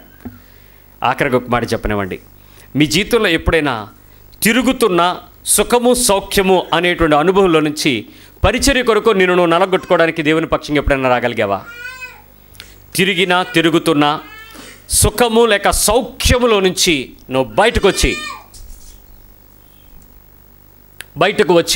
ప్రభు కొరకు మనం బ్రతకటానికి ఆ సామాన్యమైనటువంటి సమర్పణ కలిగినటువంటి పరిచర్య కొరకు నువ్వు సిద్ధపరచుకునే ఆ లోపలికి నువ్వు మారావా? ఒకప్పుడు మనకుండే స్థితి వేరు, ఇప్పుడు మనకుండే పరిస్థితి వేరు. మన ఒక పాస్టర్ గారు చెప్తున్నారు, పాస్టర్ గారు ఓ పని చేయాలి సార్ అన్నాడు. ఏంటండి అని అంటే, మీరు మధ్యలో అవుటింగ్ తీసుకుంటూ ఉండాలన్నాడు. అంటే ఏంటి సార్ అన్నాడు. మీరు కొంచెం రిలాక్స్ అవుతూ ఉంటే కొత్త థాట్స్ వస్తాయంట. అదేంటి సార్, ఎవడైనా కునుకక మెలకువ ఇలాంటివి చెప్తాడు, మీరేంటి రిలాక్స్ అవ్వమంటున్నారు ఏంటనంటే, లేదండి మీరు అప్పుడప్పుడు ఏం చేస్తారంటే మీకు కావాల్సిన ఒక 2-3 మనుషులు తీసుకుని లేకపోతే మీ ఫ్యామిలీతో టూర్ వేసుకుని వెళ్ళిపోండి అన్నాడు. అందుకే ఫారెన్లో ఖచ్చితంగా పాస్టర్స్కి వెకేషన్స్ ఇస్తారండి అన్నాడు. ఆడు జీతగాడు, నేను పిలుపడినోడిని, పిలవబడ్డోడికి విశ్రాంతి ఎక్కడా? నా వద్దకు రండా, హిమాలయాలకు వెళ్ళండా? బైబిల్ ఏం చెప్తుంది? నా వద్దకు రండి. మరి ఈడే అక్కడికి వెళ్ళమంటాడు అంటే మీకు అర్థం కాదని చెప్పినా అన్నాడు. నిజంగా నాకు అర్థం కావట్లేదు, నీకేం అర్థమైంది చెప్పాను. అప్పుడప్పుడు బయటికి వెళ్ళి ప్రకృతిని చూసి, ప్రజలను చూసి, ప్రియులను చూసి, ప్రియమైన వాటిని చూసి ఆనందించటం ద్వారా దేవుడు మీ హృదయంలో కొత్త కొత్త విషయాలను పుట్టిస్తాడు. నేనేమన్నా రాజమౌళి స్టోరీ రాస్తానా? ఏమంటే నేను ఆ ఊర్లోకి వెళ్ళి ఆ సిట్టింగ్ వేసి చూస్తూ తాగుతూ తింటూ ఆనందిస్తూ పెద్ద టీవీ ఎదురుగా పెట్టుకుని నేనేమైనా పాటలు రాస్తానా? నన్ను నాకెందుకు అయ్యాన్ని అంటాడు. నీకు అర్థం కావట్లేదు. నేను అదే చెప్తున్నాను, నాకు అర్థం కాంది. నాకు అర్థమవ్వాల్సింది నా దేవునిలో నూతనత్వాన్ని వెతకడం కాదు, నా దేవుడు కోరుకుంటున్న నా పాత బలహీనతను విడుచుకొని గెలుచుకోవటం, నా శరీరాన్ని దాన్ని లోపరచటం, పాతదానికి తిరగమని చెప్తుంది. ఇంతకు మునుపు తిరిగిన ప్రతి ప్రదేశాల్లో ఈరోజు నేను వెళ్తున్న ప్రతి ప్రదేశం పరిచయ కొరకే వాడుకున్నాను తప్ప ఎక్కడ సైట్ సీయింగ్కిను సేనరల్ సీయింగ్కి ఎప్పుడు వెళ్ళలేదు. వీళ్ళకి ఇప్పుడు అంటూ ఉంటారు, హైదరాబాద్ చూపిస్తాను రా అన్నాడు. హైదరాబాద్ రాత్రి ఇక్కడ 7 గంటలకు బయలుదేరితే, ఇక్కడ 9 గంటలకు బయలుదేరితే అలా 7 గంటల వరకు చూపించాను రోడ్డు అంతా. ఏం కనబడుతుంది రాత్రి? ఎదురుగా వస్తున్న లైట్లు, తప్పించుకునే రోడ్డు, ఇంతే. తెల్లవారు నుంచి సాయంత్రం వరకు అక్కడ వాక్యం అయిపోయింది. మళ్ళీ తిరిగి బయలుదేరేటోడికి ఏమిటండి, ఇదంతా హైదరాబాద్ అన్న. ఏ రోడ్డు ఇటు వెళ్తున్నాడు, నువ్వు అన్నీ చూడకు, రోడ్డు చూసుకుని పద, ఇదే హైదరాబాద్. సాలార్జింగ్ మ్యూజియంకి వెళ్ళావా, గోల్కొండ ఫోర్ట్లోకి వెళ్ళావా, అలా అక్కడికి వెళ్ళావా, ఎక్కడికి వెళ్ళావా, అది ఇంతకు ముందు గతించిన కాలం చాలు. ఇప్పుడు వాటిని చూసి నువ్వు నమ్మి దేవునికి తెలుసుకునేది ఏం లేదు నీకు. ఇప్పుడు నువ్వు వెళ్ళే ప్రతి ప్రదేశం పరిచర్యకు అయి ఉండాలి, ప్రతి ప్రదేశంలో ప్రతి స్థలము దేవుని కొరకు నువ్వు నడిచేది అయి ఉండాలి. అంతేగాని నీకు ఇంకా ఈ లగ్జరీస్ ఏంటి, ఈ కోరికలేంటి, అక్కడికి వెళ్ళిన తర్వాత దా సెల్ఫీ తీసుకుందాంరా, దా ఇవన్నీ మనం పెట్టుకుందాంరా, ఏంటి రిలాక్సేషను? వెనక్కి తిరగడానికి అవకాశం లేదు. ఎప్పుడైనా నీ హృదయం వెనక్కి తిరిగింది అని అంటే నువ్వు ఖచ్చితంగా నువ్వు వార్నింగ్ చేసుకోవాలి. కొంతమంది చెప్తూ ఉంటారు ఇక్కడ స్త్రీలు, ఎప్పుడు చూసినా ఈ ఇంటికే పని పని పని పని పని పని పని పని పని పని పని పని పని పని పని చంపేస్తున్నాడు అనుకో. ఈయన కొండి పెట్టుకోవడం, కడుక్కోవడం, వండి పెట్టుకోవడం, కడుక్కోవడం, వండి పెట్టుకోవడం, కడుక్కోవడం, ఉతుక్కోవడం, తుడుచుకోవడం, గుడుచుకోవడం. ఏంటి నీ బాధ? ఎంతకాలం ఎంతకాలం? వెంటనే వాళ్ళ ఆయన అన్నాడు, నీ కొడుక్కి పెళ్లి చేయవే, నువ్వు రెస్ట్ తీసుకుంటావు. ఆ రోజు నుంచి నోరెత్తట్లేదు ఆవిడ. మంత్రం దొరికిందన్నో అన్నాడు. ఏం జరిగిందని, నీ కొడుక్కి పెళ్లి చేయన్నాను. ఏమైంది అయితే అన్నాడు. అది వస్తే నన్ను కూర్చోబెడద్దన్న గ్యారంటీ ఏంటి అందంట. ఆ రోజు సొనక్కుండా పనిచేస్తుందంట. కొన్ని మంత్రాలు ఉంటాయి, మీరు పట్టించుకోక ఆ సూత్రాలు వాడితే సరిగ్గా ఉంటుంది. నిజానికి ఆవిడ దుఃఖాన్ని నిజంగా ఆవిడ చెప్తున్న విషయం ఏంటంటే, ఆ పనిలో మీకు చెప్పనా, మీకు కొన్ని మాటలు చెప్పనా, మీరు దుఃఖపడరు కదా, నా మీద సొనగరు కదా, ఇంటికి వెళ్ళి వీడి దగ్గరికి నన్ను ఎప్పుడు తీసుకెళ్ళదని చెప్పరు కదా. నేను బైబిల్లో చూపిస్తాను, మీరు కంగారు ఒకసారి రండి, మత్తయి సువార్తకు రండి, 8వ అధ్యాయం 20వ వచనం తీయండి, ఏం జరిగింది చూపిస్తాను. అందుకు యేసు నక్కలకు బొరియలను ఆకాశ పక్షులకు నివాసములు కలవు గాని నాకు డండ్ల పరుపు లేదని ఏడుతున్నావు నువ్వు. ఆ మెమరీ ఫోమ్ అంట. ఏంటా మెమరీ ఫోమ్ అంటే తొక్కినట్టు లేచిపోద్ది అంట. అది మెమరీ ఫోమ్. ఇంట్లో గొడవ దేంట్రా అంటే పడుకోవడానికి ఆ పరుపు లేదని. ఈ కిర్రు మంటుంది, టక్కు మంటుంది, ఈ బొంతలు చూడు ఇలాగలాగా ఉన్నాయి, పరుపు కూడా కొనలేవా నువ్వు? మొగుడు కాదా, మగడు కాదా? అర్రే పరుపుకి మగోడు దానికి ఆయన ఏమన్నాడు చెప్పేముందో. నక్కలకు బొరియలను ఉన్నాయి, ఆకాశ పక్షులకు నివాసము ఉన్నాయి కలవు గాని మనుష్య కుమారునికి తలవాల్చుటకైనను స్థలము లేదని. నీకేం కావాలి చెప్పు ఇప్పుడు? ఆయనకేం లేదు, నీకేం కావాలి? ఆ సుఖానికి చచ్చిపోతున్నావే, పడుకుని లేకవే, ఒక పట్టాన్ని టైమే. ఒక పెద్ద ఆయన చెప్తాడు, పొద్దున్న ఎప్పుడైనా సూర్యోదయం నా పడకను చూసిందంటే అన్నాడు అంతే. ఈరోజు కోటేశ్వరుడు అంబానీ ఆయనే చెప్పాడు, ఏ రోజు సూర్యుడు నా పడకను చూడలేదు, అంత ఎర్లీ మార్నింగ్ నేను లెగుస్తాను. ఈరోజు సూర్యుడు భార్యడు పొద్దెక్కిన తర్వాత కూడా మనం లెగమం. ఏమనంటే రాత్రి నిద్రలేదు. ఏం పోటాడవా, ఏం పడ్డావు? శాటిలైట్కి రిపేర్ చేసావు వెళ్ళి, గాడిదలు కాసే పని కాకపోతే నువ్వు దేవుని కొరకు నువ్వు నిజంగా రాత్రంతా మేము రాత్రంతా ప్రయాణం చేసాం అడగండి, మార్నింగ్ ఓన్లీ 1 hour నిద్రపోయాం. తెల్లవారులు వేసినట్టుకు వీ ఫీల్ ఫ్రెష్. నిజంగా నువ్వు ప్రభు కొరకు నువ్వు ప్రయాసపడి ఉంటే ఒక్క అరగంట నిద్రలో నువ్వు చాలా రిలాక్స్ అవుతావు. ప్రయత్నం చేసి చూడండి దేవుని కొరకు. అంతే, నీ సొంత విషయాలకు పడిపోయి రాత్రి ఏదో శాటిలైట్కి బిగించడానికి వెళ్ళినట్టు తెల్లవారులు నిద్రపోతాం. మంచం మీద నుంచి తలవాల్చుకుంటూ స్థలం లేదంటే నిద్రపోవడానికి ప్లేస్ కాదు, నిద్రపోవడానికి తను సిద్ధంగా లేడు అని చెప్తున్నాడు. అది I'm not ready to sleep every time. నిద్రపోవద్దని నేను చెప్పట్లే, మనిషికి కావాల్సిన 5 గంటలు 6 గంటలు పడుకోండి, సోమరిపోతులు కాకండి. రెండో విషయం, చాలామంది చెప్పేటువంటి విషయం చెప్తున్నాను. మా మాథ్యూకి రండి, మాథ్యూ 9:10-11, మత్తయి సువార్త 9వ అధ్యాయం 10-11 వచనాలు త్వరగా.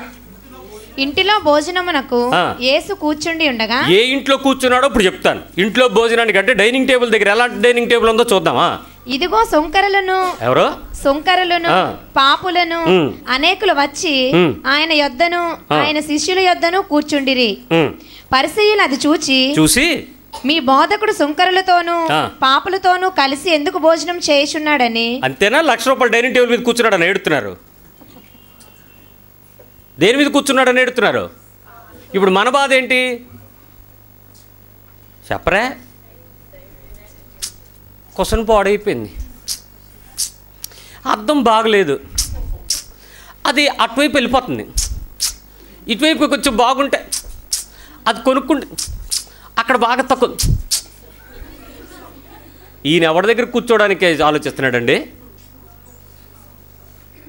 మీకు డైనింగ్ టేబుల్ లేదని మీ ఏడుపులు, తినడానికి మంచి ప్లేస్ లేదని ఏడుపు, ఆ కుర్చీ టిక్ టిక్ మంటుంది, ఆ టేబుల్ టక్ టక్ మంటుంది, ఇదేంటి అదేంటి. ఈయనేమో పాపుల దగ్గర కూర్చుని, సుంకర్ల దగ్గర కూర్చుని తినటానికి కూడా టైం గురించి ఆలోచించకుండా తన జీవితకాలము ప్రభువు కొరకు, ప్రభు యొక్క ఆలోచన కొరకు. ఓకే సరే, ఈ విషయం మనం పక్క పెడదాం. పోనీ ఆయన మన పాస్టర్ లాగా మంచి మీటింగ్ ప్లేస్ ఉండాలి కదా. ఏ మీటింగ్ ప్లేస్లు ఎంచుకున్నాడో చూడండి. మత్తయి సువార్త 14:15,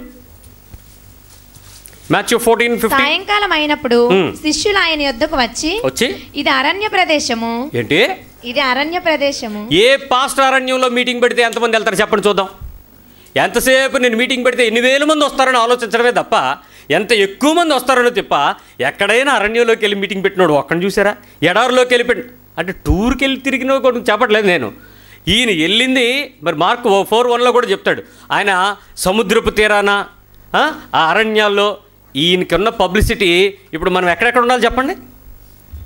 మన బాధ వేరు, యేసుక్రీస్తు బాధ వేరు. ఆయన జీవితమే ప్రత్యేకంగా కనపడతా ఉంటుంది మనకి. అంటే ఆయన మీలాగే వెనక్కి వెళ్ళి తన శరీరాన్ని సంతోషపరుచుకుని ప్రజలందరికీ కనపడేలాగా సూట్లు కోట్లు వేసుకుని లైటింగ్లు స్టేజ్ల మీద నిలబడి మీరు అనుకునేటువంటి పెద్ద వెనక నుంచి ఈ చివరి నుంచి పెద్ద కొయ్యరు, ఆ యంత్రంతా పెద్ద బ్యానర్లు, నీ ముందు బాడీ గార్డులు, నీ ఏవి ఆయనకి లేవు. ఎక్కడికి వెళ్ళిపోయాడు? జనాలు ఎక్కడ ఫాలో అయ్యారు? ఎడారిలోకి వెళ్తే ఎడారిలోకి వెళ్ళిపోతారు, కొండల మీదకి వెళ్తే కొండల మీదకి వెళ్ళిపోతారు, అక్కడక్కడ సముద్ర తీరానికి వెళ్ళిపోతే అక్కడక్కడికి వెళ్ళిపోతారు.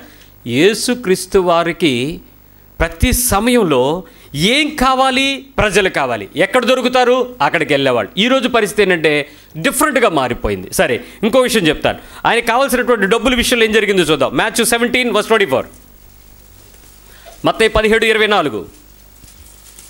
వారు కపెర్నహూమునకు వచ్చినప్పుడు వచ్చాడు. అరశెకలు అను పన్ను. పాపం ఆయన దగ్గర అది కూడా లేదనమాట. ఏం లేదు? అరశెకలు అనే పన్ను కూడా లేదు. దేవునికి స్తోత్రం. నేటి దైవజనులు అనబడుతున్న జనాంగం అంతా కూడా డబ్బులు లేనోళ్లే. అందుకే మిమ్మల్ని అడుక్కుంటున్నారు.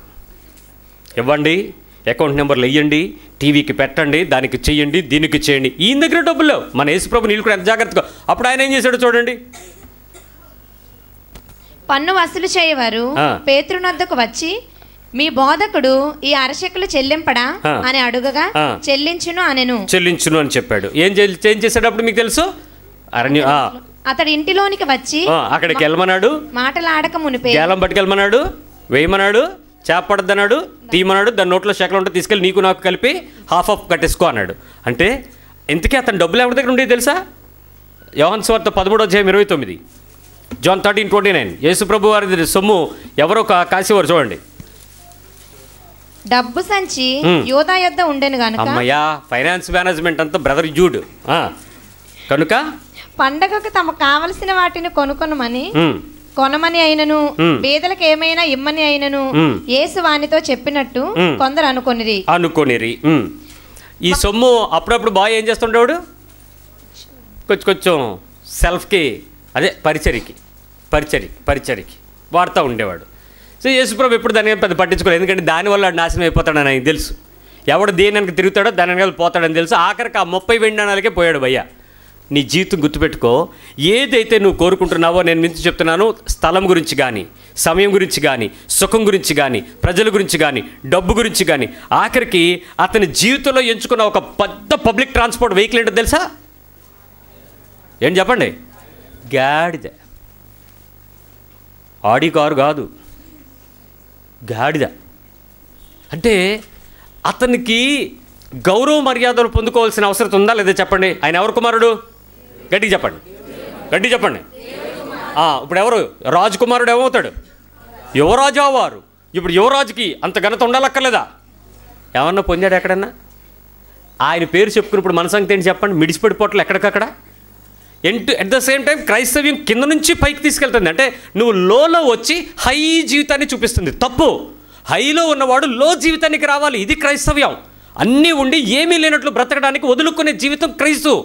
యేసు ప్రభు తండ్రి దగ్గర సమస్తం ఉండి రిక్తుడై వచ్చి ఈ లోకంలో ఏది పొందుకోకుండా తను నిలబడి చూపించాడు. ఈరోజు మనం ఎందుకు రివర్స్ క్రిస్టియానిటీ బోధిస్తున్నాం?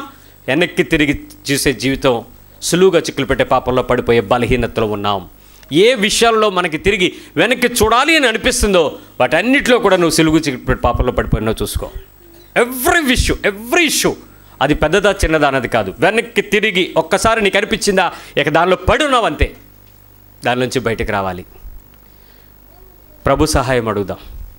ప్రభువా, నేను బాగానే ఉన్నాను అనిపిస్తుంది, కానీ ఇప్పుడు నాకు బాగలేదు, వెనక్కి తిరిగి ఏమైనా వెళ్ళిపోతానేమో, నాకు అది తీసేసి నీలో నన్ను నిలిపి నీ కొరకు నన్ను నిలవబెట్టని చెప్పి ప్రభు సన్నిధిలో ప్రార్థన చేద్దాం. మిగిలిన విషయాలు ఇదే విషయాన్ని ఏది వెనక్కి తిరుగుట అనే విషయాన్ని ఇంకొంచెం వివరంగా కూడా వినటానికి మనం సిద్ధపరచబడదాం. ప్రార్థన చేద్దాం.